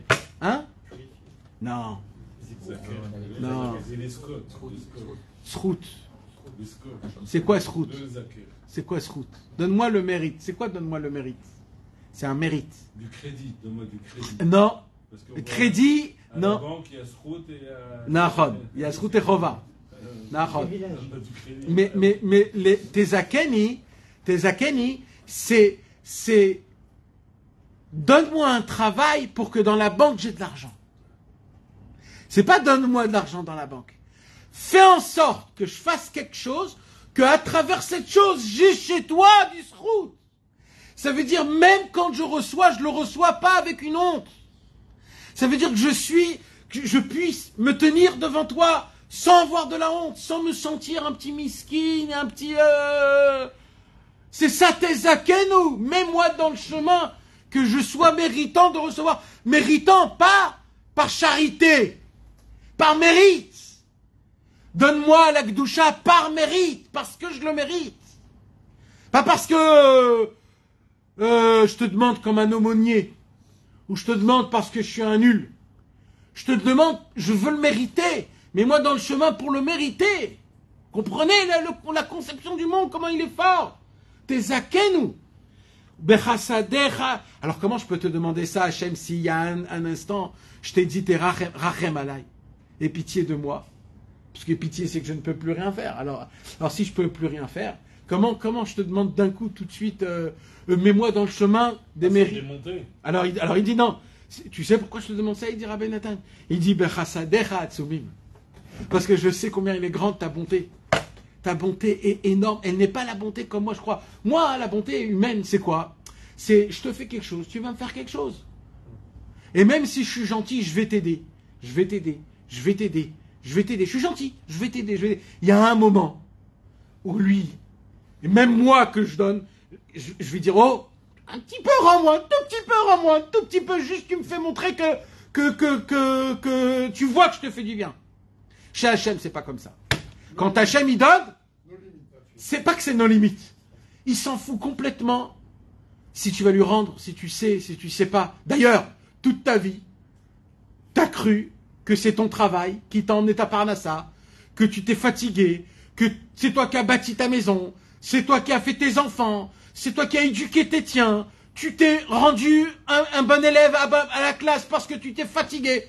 Mais ce que tu sais pas, c'est que c'est Hachem. Et Hachem, il fait en sorte de te faire croire que c'est toi.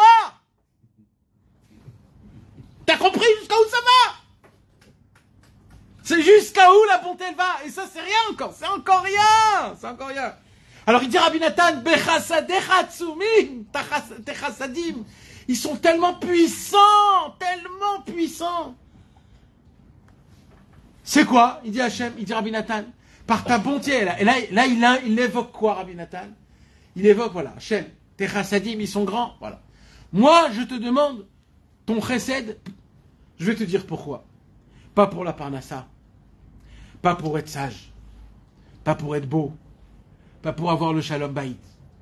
Je vais te demander le chesed, ton chesed à toi, leit palel ou leit ranen. Que toute ma vie, je prie et je te supplie. Tfiloten ou trinoten ou lefanecha, que toute ma vie je te prie devant toi, be'emet ou be'lev shalem. Avec vérité, sincérité et un cœur parfait. Un cœur complet. Normalement, ça ressemble au machal d'un homme qui un jour a fait une bonté au roi. Et le roi, il était tellement content, il lui a dit dis-moi tout ce que tu veux, je te donne. Alors lui, il s'est dit waouh. Alors il est vite rentré chez sa femme. Il a dit t'as vu ce qu'il m'a dit, qu'est-ce que je peux lui demander et tout. Sa femme, il lui dit espèce d'imbécile que t'es. Tu travailles tous les jours, tu voyages, tu prends le métro, tu reviens une fois par semaine à la maison parce que tu vas très très loin travailler. Dis-lui qu'il te fait un pont en or de chez toi jusqu'au travail, comme ça tous les jours tu peux rentrer à la maison. Ah, il a dit ma femme, heureusement que je t'ai, vraiment, si tu ne serais pas là, qu'est-ce que je lui aurais demandé? Il va chez le roi et le roi il lui dit je veux que tu me crées un pont en or de chez moi à mon travail, comme ça je peux rentrer tous les jours le soir à la maison. Le roi, il lui a dit, oh, il est milletri, oh, il est milletri. C'est ça ce que tu demandes. Je peux te faire en sorte que tu arrêtes de travailler toute ta vie. Tu me dis d'aller... Là, quelque part, un homme normal, il dit quoi? C'est quoi qu'il demande là, Rabbi Nathan? Il demande, en implorant les chassadim atsumim d'Hachem, la plus grande bonté de Dieu, que quoi? Que toute ma vie, je puisse prier, supplier de tout mon cœur avec une sincérité. Ah bon? Mais demande-lui que tu as tout ce qu'il faut. Comme ça, t'arrêtes de prier. Vrai ou faux, les amis? Ça, c'est vrai pour les goïms, pour ceux qui vivent dans ce monde-ci, pour ceux qui ont besoin dans ce monde-ci des vacances. Mais pour les gens qui sont venus travailler, grandir, pousser, pour eux, ici, c'est le travail, ici. Et c'est quoi le travail? C'est la prière. La prière, donc c'est quoi que je dois demander à Hachem? Que quoi qu'il se passe, que tout le temps, je te demande, je te supplie, et que ces demandes que je vais te demander, c'est des demandes avec un cœur parfait, et avec une sincérité, une authenticité. Écoutez les mots que Rabbi Nathan dit. Orenu ma shenedaber. Hachem, apprends-moi ce que je dois te dire. Là, je suis en train de te parler, Hachem. Je te parle. Je ne sais pas quoi te dire. J'ai des volontés dans mon cœur, je ne sais pas les faire sortir. Je ne sais pas comment te parler. Je vais te parler d'après le respect comme c'est écrit dans les livres. Je vais te parler d'après mon amertume de mon cœur. Je vais te parler comme je parle à ma femme. Je ne sais pas comment te parler. Je ne sais plus, je suis perdu. Alors toi, apprends-moi à te parler. Comme ça, on doit parler à Hachem, mes amis. Apprends-moi à trouver les mots. Orenu machene daber. Avinenu machinishal. Apprends-moi à comment te demander ce que je dois te demander. Des fois, on demande la parnassa. Peut-être c'est pas la parnassa qu'il faut demander. Peut-être c'est pas la parnassa. Peut-être c'est d'être Bessimra. Parce que Dieu, il t'a donné ta parnassa. Ça fait 70 ans que t'es là, frérot, et tu manges, ton ventre est gros. C'est Dieu qui t'a donné à manger. Et toi, tu pries la parnassa. Peut-être c'est pas la parnassa que tu dois demander. Peut-être c'est le contentement. Peut-être c'est la joie de vivre. Peut-être c'est d'arrêter de râler. Miyamar, qui te dit que c'est ça? Des fois, on prie pour le shalom baït. Ah bon? Mais peut-être c'est ta gahava qu'il faut que t'enlèves. Je sais pas. Pourquoi t'es aussi sûr que c'est ton shalom baït qui va te... Des fois, t'es pas marié. Alors, tu remets sur le monde tes problèmes, c'est comme ça, les filles, les trucs, et moi je suis pas comme ça, etc. Ah bon? Peut-être c'est autre chose. Je sais pas. Peut-être t'as besoin un peu d'humilité, un peu de harna. Peut-être t'as besoin de te rabaisser un petit peu. Je sais pas. Nous, on sait déjà tout. Alors Rabbi Nathan, il dit, voilà, Hachem, avant que je te demande des demandes, Avinen ou Maché Michal, apprends-moi à te demander des demandes, à te dire réellement ce qu'il faut que je demande. Le Hémet, Vezakeni, et donne-moi le mérite. Encore une fois, Zakeni. C'est quoi, donne-moi le mérite? Pas l'aumône, pas la miskennerie. Non, le mérite, je veux le recevoir parce que ça me revient. Zakeni, Sheotzi dibure atfila lefanecha be'emet le'amito, que je puisse faire sortir les mots de la prière avec une vérité totale. Apparemment, il parle de la prière qu'on lit. On parle de Shacharit Mincha Arvit, on parle du Likutei Tfilot, on parle des Teilim, on parle de Tikkun Chatzot, on parle des prières qu'on lit. Sheotzi dibouret, que tous les mots que je puisse les sortir, que ça puisse être sortir avec une vérité, une sincérité. Pourquoi? Pourquoi c'est aussi... Pourquoi Dafka le Emet? Beofen, de manière, Sheyahir li or Emet, que cette vérité-là, quand je la sors de ma bouche, elle puisse se transformer en lumière pour sortir des plus profondes, des obscurs possibles. Que c'est quoi les plus profondes, obscures possibles?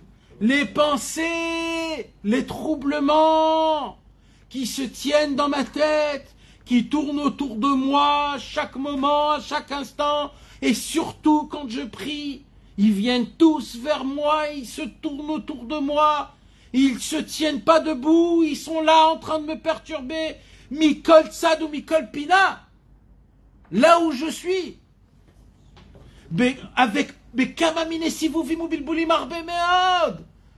Alors des fois c'est par ce chemin-là, des fois c'est par ce chemin-là, des fois ils me prennent par en haut, des fois ils me prennent par en bas. Shem, sauve-moi de moi, sauve-moi de moi. Laisse-moi te prier avec une sincérité, une total épanchement. Jusqu'à que je n'arrive pas à ouvrir ma bouche dans ma prière. Pourquoi j'arrive pas à prier à Hachem? Parce que je suis dans l'obscurité. Et c'est quoi l'obscurité? C'est les pensées. Ribouille à marchavot. Comment on dit ribouille? Un excès de pensée. Tu penses. Et peut-être comme ça, et tu t'imagines, c'est comme ça, et tu, oh là là, et tu penses. Et t'es là, tu peux y aller dans une forêt, tu te conditionnes, et d'un coup, tu te retrouves comme ça, assis, et ta tête, ça cogite, ça fait 35 minutes, t'es là, t'as même pas commencé. Et des fois, t'es comme ça, dans la prière, t'as mis tes tefs, et voilà, et d'un coup, allez-nous les chabert. Mais tu dis, mais j'ai pas commencé encore, Rabbi Nathan, il disait, mes amis, je suis pas, ne croyez pas, hein, c'est tout le monde comme ça. Regardez ça. Ça, c'est l'Idbodedut de Rabbi Nathan. Mes amis, c'est l'Idbodedut de Rabbi Nathan. Rabbi Nathan, il priait comme ça. Rabbeinu, il priait comme ça, Rabbeinu. C'est comme ça. Ça, c'est l'Idbodedut de Rabbeinu, il a dit Rabbi Israël. L'Idbodedut de Rabbeinu. Pas de Rabbi Nathan, de Rabbeinu. C'est comme ça que Rabbeinu, il fait Idbodedut. C'est quoi ça? Ça, c'est le Hémet. C'est ça le Hémet. C'est quoi le Hémet?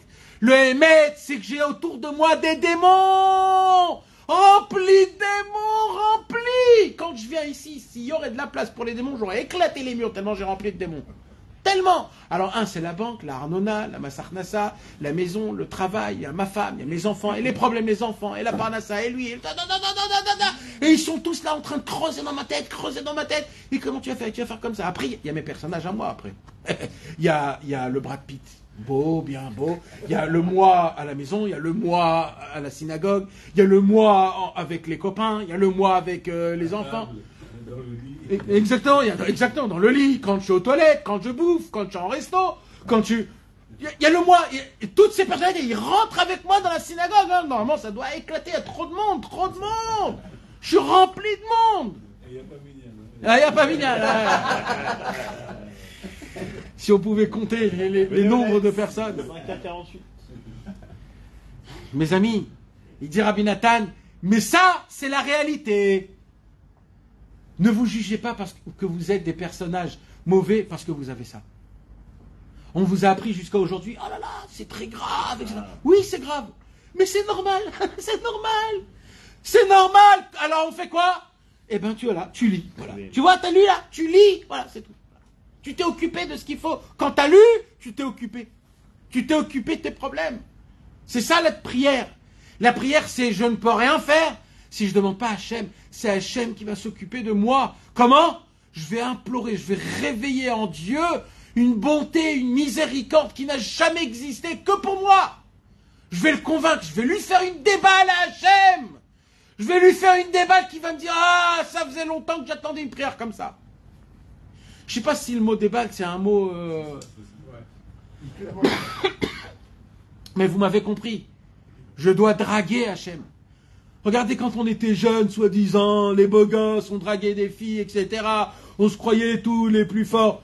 Mes amis, c'est avec Hachem Itbarach qu'il faut employer cette force de draguement là. C'est Hachem qu'il faut les faillesses auto. Il faut l'amener vers soi-même. Il faut le supplier, implorer. Il faut être là. Pas comme un misken, aussi comme un misken. Mais tout, il faut tout. Regardez, on va regarder un petit peu les mots qu'il va employer Rabbi Nathan. Mais justement, ça c'est les mots de Rabbi Nathan. Mais nous, on ne fait pas des mots comme ça. Bah fais. Si on les lit, c'est pas les notes de... Non mais fais-le en français, c'est écrit en hébreu. Non mais même si on comprend, mais c'est en français. Mais tu peux pas lui dire Avineni Machem Nishal, Orenu Machem Hachem. Je ne sais pas quoi te dire. Parle en moi. Rentre en moi et parle en moi. Parle, fais que je fais sortir toute l'amertume. C'est toi qui parles, fais-moi parler. Fais-moi. Voilà, t'apprends. Avineni Machem Nishal. Je ne sais pas quoi te demander, apprends-moi Hachem. Rien que de ça, ces 3 mots, Avinani Machenishal, tu peux faire 3 heures d'Idbo des doutes. Tout ça, pourquoi on l'étudie? Parce que ça, c'est des mots que normalement, si vous aurez des stabilos, il faut les stabiler. Chaque mot, là, il y a des mots qu'il faut stabiler. Alors là, il dit Rabbi Nathan, c'est ça ma vérité, le Hémet, c'est quoi le Hémet? Le Hémet, Hachem, c'est que dans ma tête, si tu sais ce qui m'arrive dans ma tête, il y a un chouk en entier. C'est la bourse de... C'est où la bourse là-bas en Amérique, à Miami? À Wall Street. C'est Wall Street dans ma tête, Rabbi Hachem Itbarach. On s'entend pas là-bas. Ve'en li shum petach tikva ve'atzala li natzel mem. J'ai aucune porte et espoir et Hatzala, et une porte de secours pour sortir d'eux. Pourquoi il dit ça, Rabbi Nathan? Qu'est-ce qu'on a étudié sur la lettre He? On a étudié que dans la lettre He, la racine de la lettre He, c'est la lettre Chet. Dans la Chet, il y a combien de portes? Une. C'est la porte de où? De sortie. Rabbeinu, il dit, Hachem, je vois qu'une seule porte. Rabbeinu, il dit, quand tu es dans le rocher, quand tu es dans l'obscurité, tu ne vois pas la porte de sortie. C'est pour ça que Rabbi Nathan, il dit ici, je ne vois aucune porte de sortie. C'est pas pour rien. C'est Medoukdak. Parce que tant que je fais pas le Hémet, la porte de sortie, elle n'existe pas. C'est après que je crée la lettre E et je crée une petite porte. Mais quand tu es dans le Chet, j'ai qu'une seule porte, c'est d'aller s'éclater dans la Touma et dans les Tavot. Et le Chet, c'est la faute. La fémode. Et c'est quoi le He? C'est Hoy. C'est quand tu dis l'air. C'est là quand tu cries. Là, tu cries le He, la porte de sortie. Donc il dit Rabbeinu ki im. Je peux sortir. Aliédei dibourei met, qu'avec des paroles dibourei. C'est quoi dibourei? Des paroles fortes, des paroles de émet. Il y a une différence entre Mila et Dibour et Amira. Dibour, c'est le plus haut niveau. Comme on dit à Seret, à Diberot. Et c'est quoi un Dibour? Un Dibour, c'est une affirmation. Un dibour, c'est une déclaration.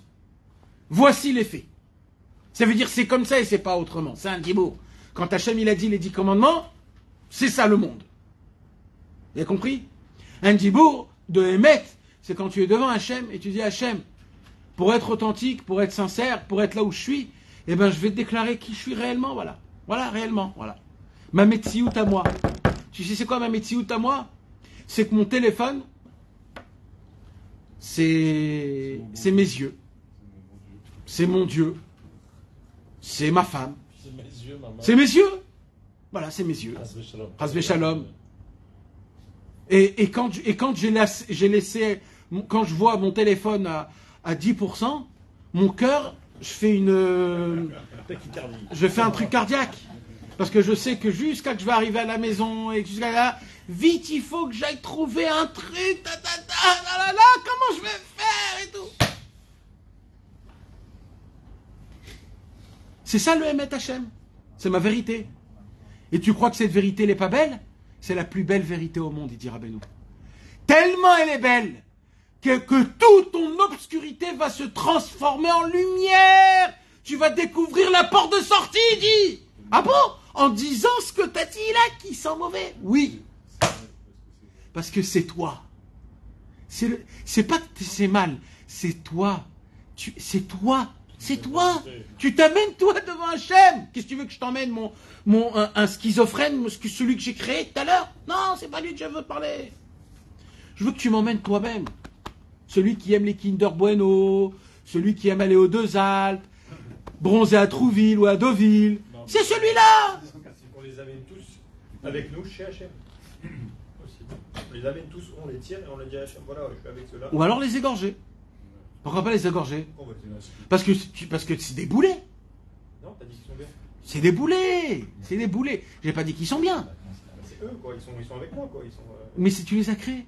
Hein? Tu les as créés. Non, mais ils sont avec nous, quoi. Mais tu les as créés. Moi, je les ai créés. C'est toi qui les as créés. Ils sont pas nés avec toi. Moshe Rabbeinu, Oui. il est venu en Israël, il a dit si toi tu ne veux pas les accepter, moi je viens avec vous. Ouais, mais c'est des hommes qui l'a amené, Moshe Rabbeinu, c'est pas des... C'est pareil. Non, mais c'est pas pareil, c'est pas pareil. Ces personnes-là, c'est des personnes qui ont été créées parce que tu n'as pas voulu accepter certaines vérités de ce monde-ci, et en les créant, tu les as surmontées. Donc en fait, tu as été boré Armenamethiou, tu t'es enfui de la réalité. Comment? En créant ces personnages. C'est tout. Tu comprends ce que je veux te dire? On va te donner un petit exemple. Un enfant qui est à l'école, où tout le monde se moque de lui. Ou alors il a la possibilité d'être là, et le pauvre, tous contre lui, et lui il est là, Ou alors cet enfant, pour faire face à cette histoire, il va se créer une personnalité de Vandame. Et il va commencer à frapper tout le monde. Et dans sa tête, il va chercher les bagarres. Pourquoi? Le pauvre. Parce qu'il ne savait pas comment gérer cette situation. Donc il s'est créé, lui, en mode Vandame. Et il va faire ce qu'il va faire. Maintenant, ce Vandame-là, il grandit avec lui. Tu lui donnes à manger. Quand tu vas t'embrouiller avec un mec dehors, tu vas le faire sortir, ce monsieur. Et il va être efficace, des fois. Donc, celui-là, c'est un boulet. Tu dois le donner à manger. C'est un boulet. Alors oui, il faut tous les emmener, mais il faut aussi les tuer, tous. Pas les tuer, mais bon, t'as compris, quoi. Kacher Gilita l'Ederachamech Doshim, comme tu nous l'as fait montrer, Hachem, à travers tes sages, que quand on parle une parole de vérité, alors je découvre la lumière et je peux sortir de mon obscurité. Et comme je sais aussi, ki ata chafetz be'emet, vekarov ata lekol asher ikra'ucha be'emet. David Amelech a dit, dans les psaumes, il a dit que tu es proche de toutes les personnes qui vont t'appeler avec sincérité. Alors moi, je veux que tu sois proche de moi. Alors comment? Je vais t'appeler avec sincérité, avec entièreté. Comme ça on dit entièreté, entier. Alors ça c'est l'Agdama. Maintenant il dit Ve'alken bati lechalod panecha. C'est la raison pour laquelle je viens devant toi, Hachem. Je suis venu voir ta figure, ta face. Ça veut dire là, Rabbi Nathan, il dit, là je t'envoie pas une lettre Hachem. C'est pas un SMS que j'envoie. C'est pas une lettre de recommandation. C'est aussi pas le téléphone que j'appelle quelqu'un. Bati lechalot panecha. Voilà, je viens jusqu'à chez toi, je frappe à la porte et je veux te parler du face à face. Quand un homme il va dans la forêt, quand un homme il va s'isoler, il s'enferme dans sa pièce, chez lui à la maison par exemple. Il a une pièce, il s'enferme. Il se conditionne, il s'évade de ce monde-ci. Mentalement, sans faire de grandes choses. Mentalement, pas shoot. Il est mitboded. C'est quoi mitboded? Il s'isole. Quand il s'isole, ça s'appelle Bati lechalot panecha. On va le dire bientôt dans les selichot. Je suis venu à Hachem te voir du face à face. Pas là, c'est panim ou le panim. Tu sais, quand des fois tu as besoin de quelqu'un, tu appelles ton copain, tu dis salut, comment ça va bien? Écoute, j'ai besoin d'un petit conseil ou alors d'un petit service, tu peux me faire ça, tu peux me prêter ça, tu peux. Ok, ça peut passer, d'accord?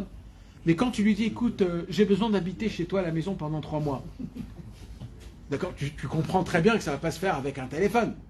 Tu comprends que tu dois aller chez lui, tu dois prendre un café, on doit rigoler, raconter 3-4 blagues, le mettre bien à l'aise, et après lui dire écoute, j'ai un petit problème. Peut-être pas rigoler. Non, au début tu dis j'ai un petit problème. Une nuit, tu peux une nuit. Ah, et le lendemain tu dis écoute, c'est juste la semaine. Voilà, t'essayes de face à face. Là, Rabbi Nathan il dit Hachem Yitbarach, Bati lechalot panecha. Je suis venu te voir face à face. Ou l'ishtateach lefanecha, de m'allonger devant toi. Je ne sais pas si le mot allonger c'est le mot essentiel. Aplatir, se mettre à plat. Non, Mettre à plat, non. pour recevoir. Quand je c'est pas je me prosterne. Comment tu dis le mot? L'ishtateach. C'est le ventre à terre. Aplatir. En vrai. Le ventre à terre. Le ventre à terre, le mot. Alors que Ouais, c'est allongé complètement. C'est le ventre à terre. Je viens devant toi, le ventre à terre, ça veut dire. un mort, c'est Mais le un dos peu à comme terre. je m'effondre devant toi. Voilà. Mais l'ishtateach, ça veut dire c'est une supplication. C'est pas s'effondrer et ne pas se relever. C'est s'effondrer, prosterner. Se prosterner. C'est se prosterner. Voilà, je viens entièrement. entièrement. Ah, juste comblé. V'lifros kapay elecha, en levant mes mains vers toi.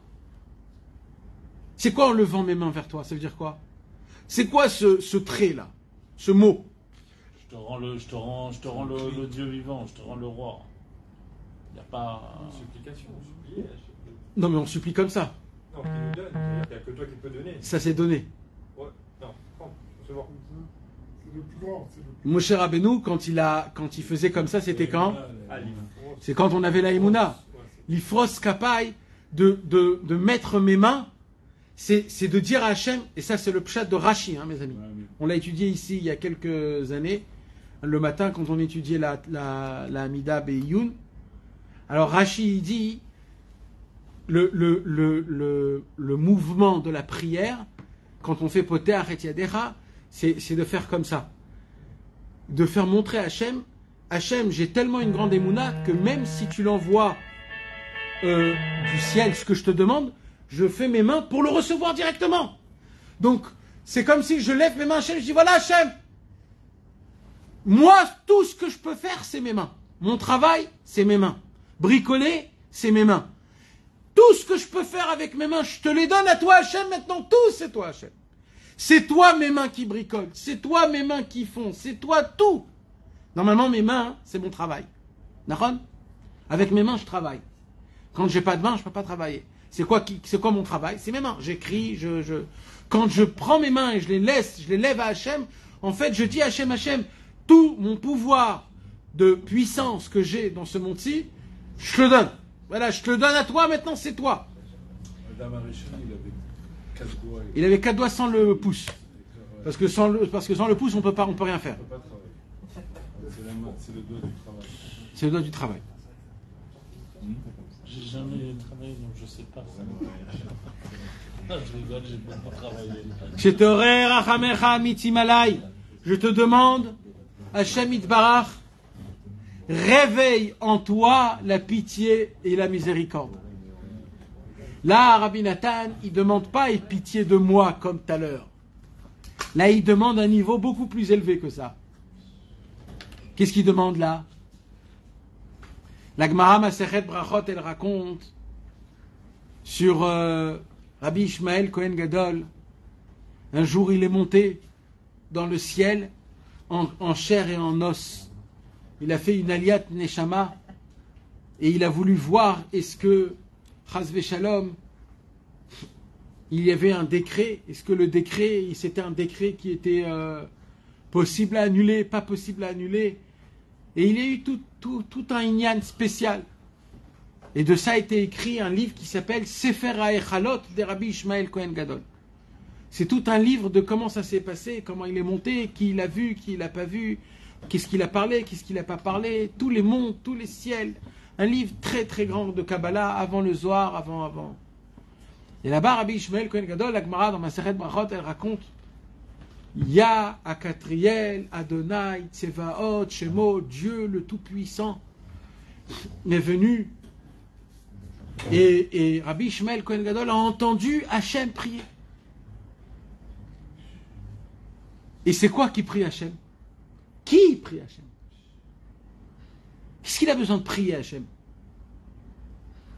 Il n'a pas besoin de prier, c'est le Tout-Puissant. C'est quoi ce yin-là? Ouh là là, les bilboulim, c'est quoi ce yin-là là? Alors la Gemara dit non, pas soud. Il dit j'ai entendu prier Yehi Ratzon Milefanai Sheirbeshu Rachamai et Kaasi. Je demande à moi-même que ma pitié et ma miséricorde soient plus grandes que ma colère. Rabbi Nathan, Torah 21, 22, il dit, mais quand même, explique-moi, ça veut dire quoi ça? Alors il dit, Rabbi Rabbeinu, il dit, Akadosh Baruch Hu a créé le monde avec un niveau de pitié et de miséricorde X. D'accord? Maintenant, pourquoi Hachem il a créé le monde? Pour faire montrer sa grandeur. Comment Hachem il fait montrer sa grandeur, puisqu'on ne le voit pas? Alors quand il nous pardonne sur des fautes, c'est là où on voit sa grandeur. Maintenant, plus la faute elle est grande, plus on découvre sa grandeur. Vrai ou faux? Bien sûr, quand on demande pardon. C'est un cadeau. Bien sûr. Tellement Mais, grand qu'on se rend même pas compte. Vadaï. Mais maintenant, qu'est-ce qui se passe si Chas v'Shalom on a fait une faute? Que c'est la Torah elle-même qui dit que c'est impardonnable. Karet.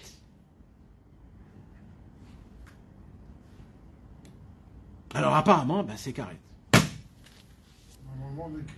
C'est carotte. C'est carotte. Les carottes sont cuites. Les carottes sont cuites, voilà. C'est la vérité. Eh ben, Rabbeinu, il vient, il découvre. C'est là où rentre dans le film le tzaddik. Le tzaddik, il rentre là, et il vient comme Moshe Rabbeinu, ça s'est passé. Quand on a fait le veau d'or, Akadosh Baruch Hu, il a dit c'est fini, j'extermine le peuple juif. Moshe Rabbeinu est venu, il a dit ah bon Hachem, mais qu'est-ce qu'ils vont dire? Comment toi et ta grandeur, comment c'est possible? Je t'en supplie, je t'implore, je t'implore, je t'en supplie, ta grandeur est tellement grande, qu'est-ce que c'est pour toi tout ça? C'est rien du tout. Rappelle-toi Abraham, rappelle-toi Yitzhak, rappelle-toi. Et là il commence à réveiller une pitié, une miséricorde tellement grande qui n'a jamais existé auparavant, qui est toute nouvelle. Et grâce à ça, il dit Hachem, Moshe Rabbeinu, il dit Hachem, Hachem, tu sais, je vais dire un secret. Tu sais que si tu leur pardonnes quelque chose qui est impardonnable, il n'y a que toi qui est avantageux, parce qu'on va découvrir ta grandeur. Et toute la raison pour laquelle le monde a été créé, c'est que pour ça. Donc montre-leur combien tu es encore avec eux. Et il dit Rabbeinu, et ça, c'est le pirouge du pshat. Yehi ratzon milfanai, shirbeshu rachamai et kasi. Quand les tzadikim viendront faire réveiller en moi cette pitié, cette miséricorde, que je la réveille et que j'écrase toute la colère qui existe dans le monde. Et ça, c'est ma grandeur. C'est pour ça que Rabbeinu dit c'est les tzadikim qui dévoilent la grandeur d'Hachem. Parce qu'ils nous font montrer que en shum yehush ba'olam klal. Ve'adayin yesh tikva, ve'adayin lo avdat ochalti me'Adonai. Ki chazdei Adonai lo tamnu ve'lo chalu rachamav le'olam. Est-ce que vous comprenez? On est tellement petit qu'on n'arrive même pas à s'imaginer pouvoir comprendre ça. Nachon. Qu'Hachem, il a... Nachon. Mais avec simplicité. Mais juste cette simplicité de comprendre juste ce que j'ai dit les mots, c'est où? Même qu'on ne comprend pas, simplicité, ce que ça veut dire déjà. Imagine-toi cette grandeur de... Là, Rabbi Nathan, c'est ce qu'il dit là. Et il dit, Sheteorer rachamecha amitim alay. Réveille ta miséricorde qui est en toi sur moi. Ah, sur qui? Al-Ani Vevion, un pauvre, un clochard comme moi. Vetashpia alay berachamecha rabim. Et donne-moi en abondance. Or, par ta pitié et ta miséricorde qui est nombreuse, la lumière de la vérité. Or, Aemet, la lumière de la vérité. Que je puisse parler devant toi des paroles de ma prière avec une authenticité qui est parfaite. Que je puisse faire sortir les paroles de la prière de ma bouche avec une vérité pure, claire, tsaloul, comment on dit? Limpide, pure. Les man, je te demande juste pour que je puisse être méritant, que la lumière de la vérité puisse éclaircir en moi, pour que les portes puissent se découvrir devant moi, et que je sors de mon obscurité qui est grand et qui agrandit tous les jours et chaque instant. Que cette obscurité veut me faire rentrer dans les abîmes et me cacher, et te cacher toi, Chas v'Shalom. Cacher ta grande lumière. Ça, c'est Rabbi Nathan qui dit ça. Mais nous, Mais... Voilà, c'est une question. nous, on n'est pas du tout encore dans cette émouna. Alors, de quoi? On est loin Ah, comme ça. Nous, on croit qu'on est des bonbons un petit peu. Alors je vais te dire, très bonne question qu'il a dit Dov ici. Je vais te dire un beau ridouche. Des chassidim, des talmidim du Baal Shem Tov. C'est écrit comme ça. Hachem a fait. C'est comme ça, hein, c'est pas autrement. Plus tu es tzaddik, plus tu te sens fauteur. Behemet. Et plus tu es un menteur, plus tu te sens tzaddik. Pourquoi ça? C'est. Écoute bien, il dit le Baal Shem Tov. Il dit pour que les tzaddikim fassent teshuva sur teshuva, sur teshuva, sur teshuva, sur teshuva, sur teshuva, pour Hachem. Pour les imbéciles heureux qu'eux, ils font jamais teshuva. Comme ça, eux, ils font teshuva pour tout l'âme Israël. Et pour que eux puissent implorer des prières que nous, on ne fait pas.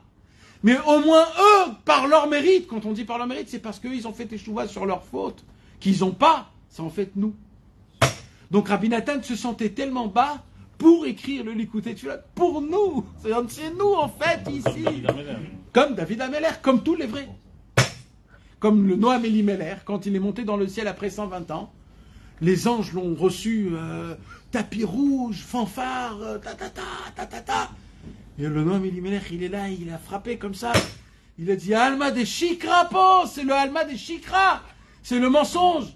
Moi, c'est le Gehinnom, moi, je sais qui je suis, Béhémet. On lui a dit, non, Gan Eden. Il a dit, je sais le fauteur que je suis, emmenez-moi au Gehinnom. Il ne voulait pas croire que c'est un tzaddik. Il ne voulait pas croire que c'est un tzaddik. Non, mais le Noam Elimelech.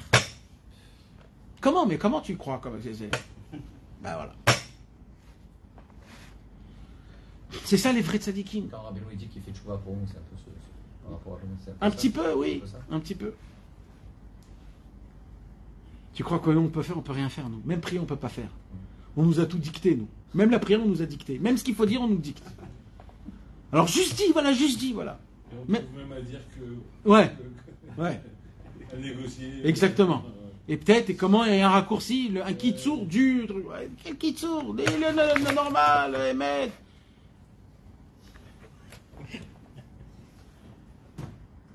Alors, ça, là, ce qu'il demande Rabbi Nathan, c'est oser quand même. Ça veut dire... Ve'im chatati aviti. Alors il dit Ve'im chatati aviti ou pashati lefanecha.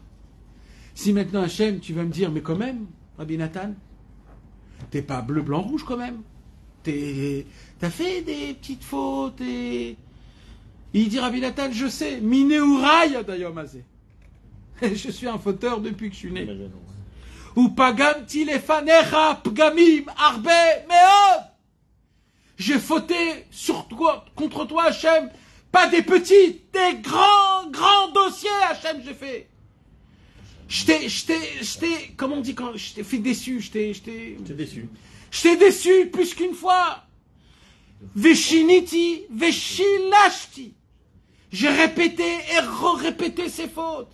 Pe'amim en mispar, je peux même plus compter mes fautes, Hachem. Ou bechol pam, et à chaque fois que j'ai fauté, allez des kolchet ou bgam, avec chaque faute que j'ai fait, c'est pas contre toi que j'ai fait des fautes, c'est moi-même que je me suis rajouté.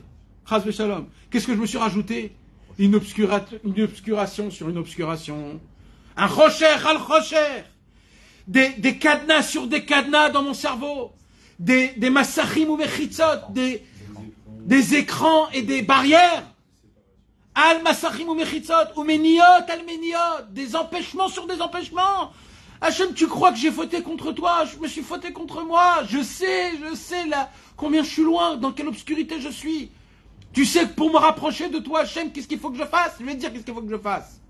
Il faut que je brise des barrières, des écrans, des cadenas, des murs, des murailles, des obscuriciers, des abîmes, des ténèbres. Je dois, pour rien que me rapprocher de toi, t'imagines le combat, Hachem Idbar? Et ça, c'est que à cause de moi. Là, il remet rien sur Hachem. Hein. Il remet rien sur Hachem. C'est moi. Hachem, pardon, c'est moi. J'assume, c'est moi. Là, c'est moi, Hachem. Je viens ici, je te dis le Hémet, voilà, c'est le Hémet. Un jour, Rabbeinu, il a dit, si tu ne dis pas tout au docteur, il y aura un problème, frérot. Quand tu arrives au Mioun, c'est quoi, comment on dit le Mioun? Quand tu arrives aux urgences avec un vrai problème, et on te dit, qu'est-ce qui t'arrive? Bah, rien du tout, je suis tombé, voilà, le docteur, il dit, mais t'es pas tombé. C'est pas en tombant que t'arrives comme ça éclaté. Dis-moi ce que t'as pris. T'es obligé de me dire, c'est quoi que t'as pris? Si je dois donner le... Ah non, je suis juste tombé, un petit malaise. Mais non. Mais avec Hachem Idbarar, c'est comme ça, les amis. Mes amis, avec Hachem et l'autre Tzadik, on va se tenir devant Rabbeinu bientôt. Devant Rabbeinu, il ne faut pas lui raconter des bobards. Et Rosh Hashanah, le Vidouï Dvarim, le patron. On va se tenir devant, on devra dire le Hémet. Le Hémet. Là, Rabbi Nathan, pas juste il a dit le Hémet, il a dit le Hémet devant des millions de gens. Pendant toute l'éternité, on va lire ce l'écouter de Philote en pensant que Rabbi Nathan, il s'est mis tout nu devant tout le monde, devant toutes les générations, pour nous apprendre comment parler. Adacher Bati. Mais une chose, Hachem, je suis là. Je suis venu. Avec tout ça là, j'ai trimballé. Comment ça? En France, quand ils se marient, alors ils laissent des casseroles par terre, ça fait du bruit partout. Ou alors ils font un klaxon, je me rappelle, ils trucs en klaxon, tout le... Voilà, Hachem, je suis venu, t'as vu, t'as entendu comment je suis venu, Hachem? Les bruits, rien que les bruits de ce que je traîne déjà, rien que de ce que je traîne. Les casseroles que je traîne.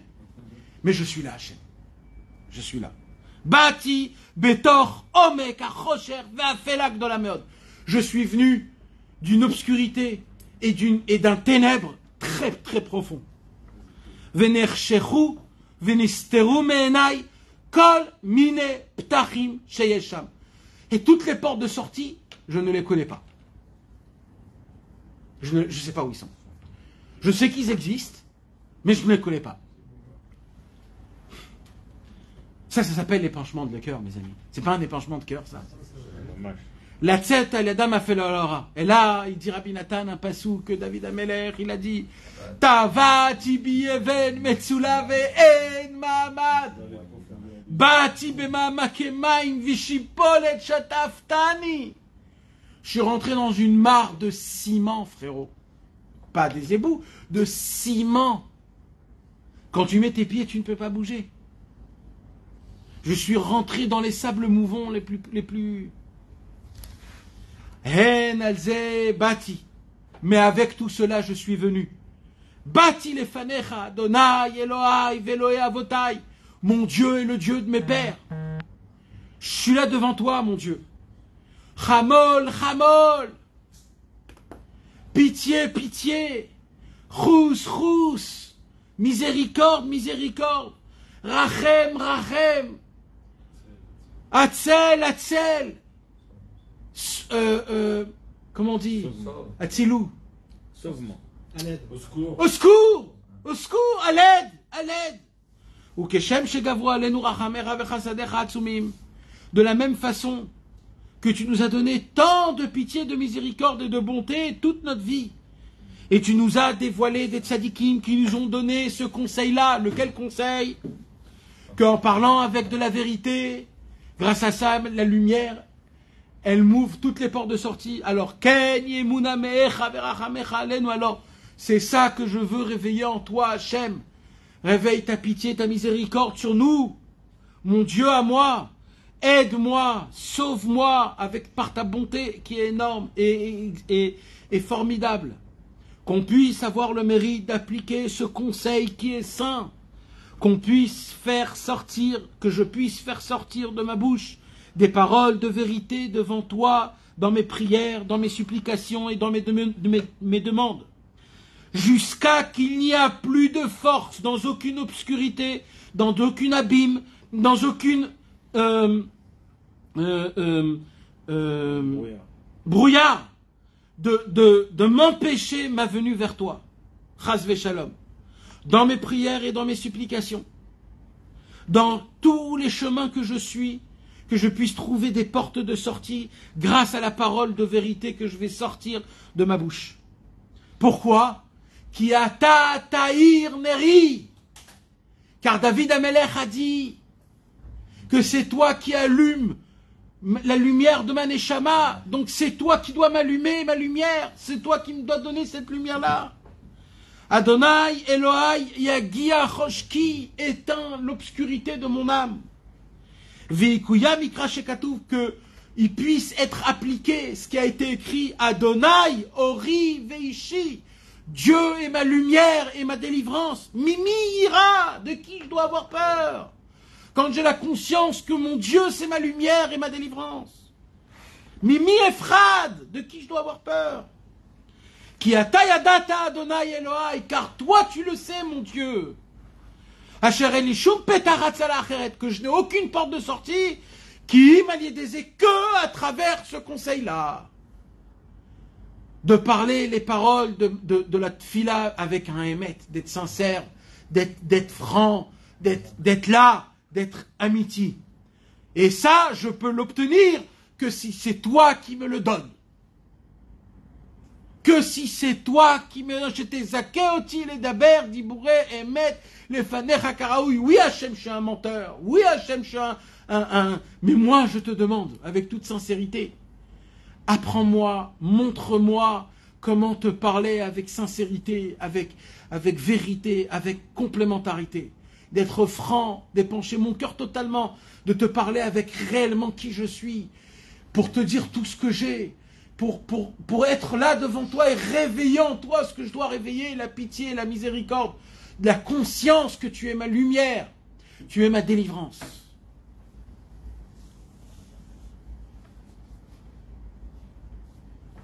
Voilà mes amis pour ce soir.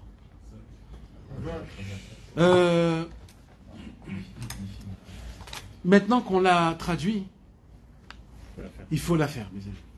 Il faut la lire. Lisez-la en hébreu, la prière numéro 9. Vous avez... Regardez, il y a beaucoup de choses. C'est pas un cours d'études, ce qu'on a fait ce soir. C'est un cours de cœurifier.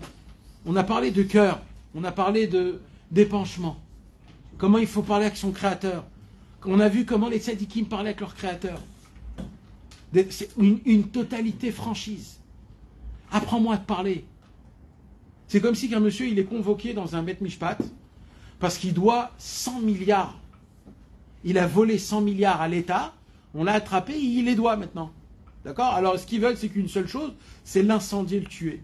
Et lui, il est là, il se met à genoux devant le juge, il dit, je vous en supplie, monsieur le juge, apprenez-moi, s'il vous plaît, comment vous parlez de manière que vous m'enlevez tous mes dettes, que vous m'accordez votre pitié, votre miséricorde, que vous me donnez en plus 100 millions dans mon compte bancaire, et qu'en plus de cela... Mais c'est ça. C'est ce qu'il est en train de faire là, Rabbi Nathan. Parce que là, il dit, je faute tout le temps. C'est comme si il dit, je suis en train de voler, même actuellement, en train de vous parler, je suis en train de vous voler. J'ai des... C'est ce qu'il a dit Rabbi Nathan. Rabbi Nathan, il a dit, je suis en train de fauter chaque seconde, chaque moment. Mais il faut que vous compreniez, parce que Rabbi Nathan, lui, sa vision, c'était comme ça qu'il regardait les choses. Je sais que dès que je sors du tribunal... Oui, il a une magouille dans sa tête en train de te parler, il est en train de se préparer. Elle est en train de se créer. Mais il vient avec toute sincérité à dire Hachem, Adonai Orive Ishi, tu es ma lumière et ma délivrance. C'est même pas moi, je viens avec tous ces trucs. Je t'en supplie, apprends-moi, Hachem, je suis désespéré, apprends-moi. C'est comme ça qu'il faut parler avec Hachem, être déterminé à Dieu, d'être déterminé à Hachem. C'est magnifique, c'est aussi l'image des casseroles en fait. Plus on a des casseroles en plus ça fait du bruit et plus les gens vont dire enfin il s'est réveillé avec toutes ces casseroles. Il entend. Il n'a pas dit où je fais là. Voilà mes amis, j'espère Bezrat Hachem continuer et étudier. Bezrat Hachem, Lilou Nishmat, Rabbi Meir Ben Solika, Jackie Yitzhak, Ben Aaron Vesaada, Lema aussi, il y a le chemin d'un petit garçon là, Aaron, Chaim Nissi, Simcha Levana, Yehuda Ben Miriam. Rabbi Hanania Ben Akasha אומר, רצה הקדוש ברוך הוא לזכות את ישראל, לפיכך הרבה להם תורה ומצוות שנאמר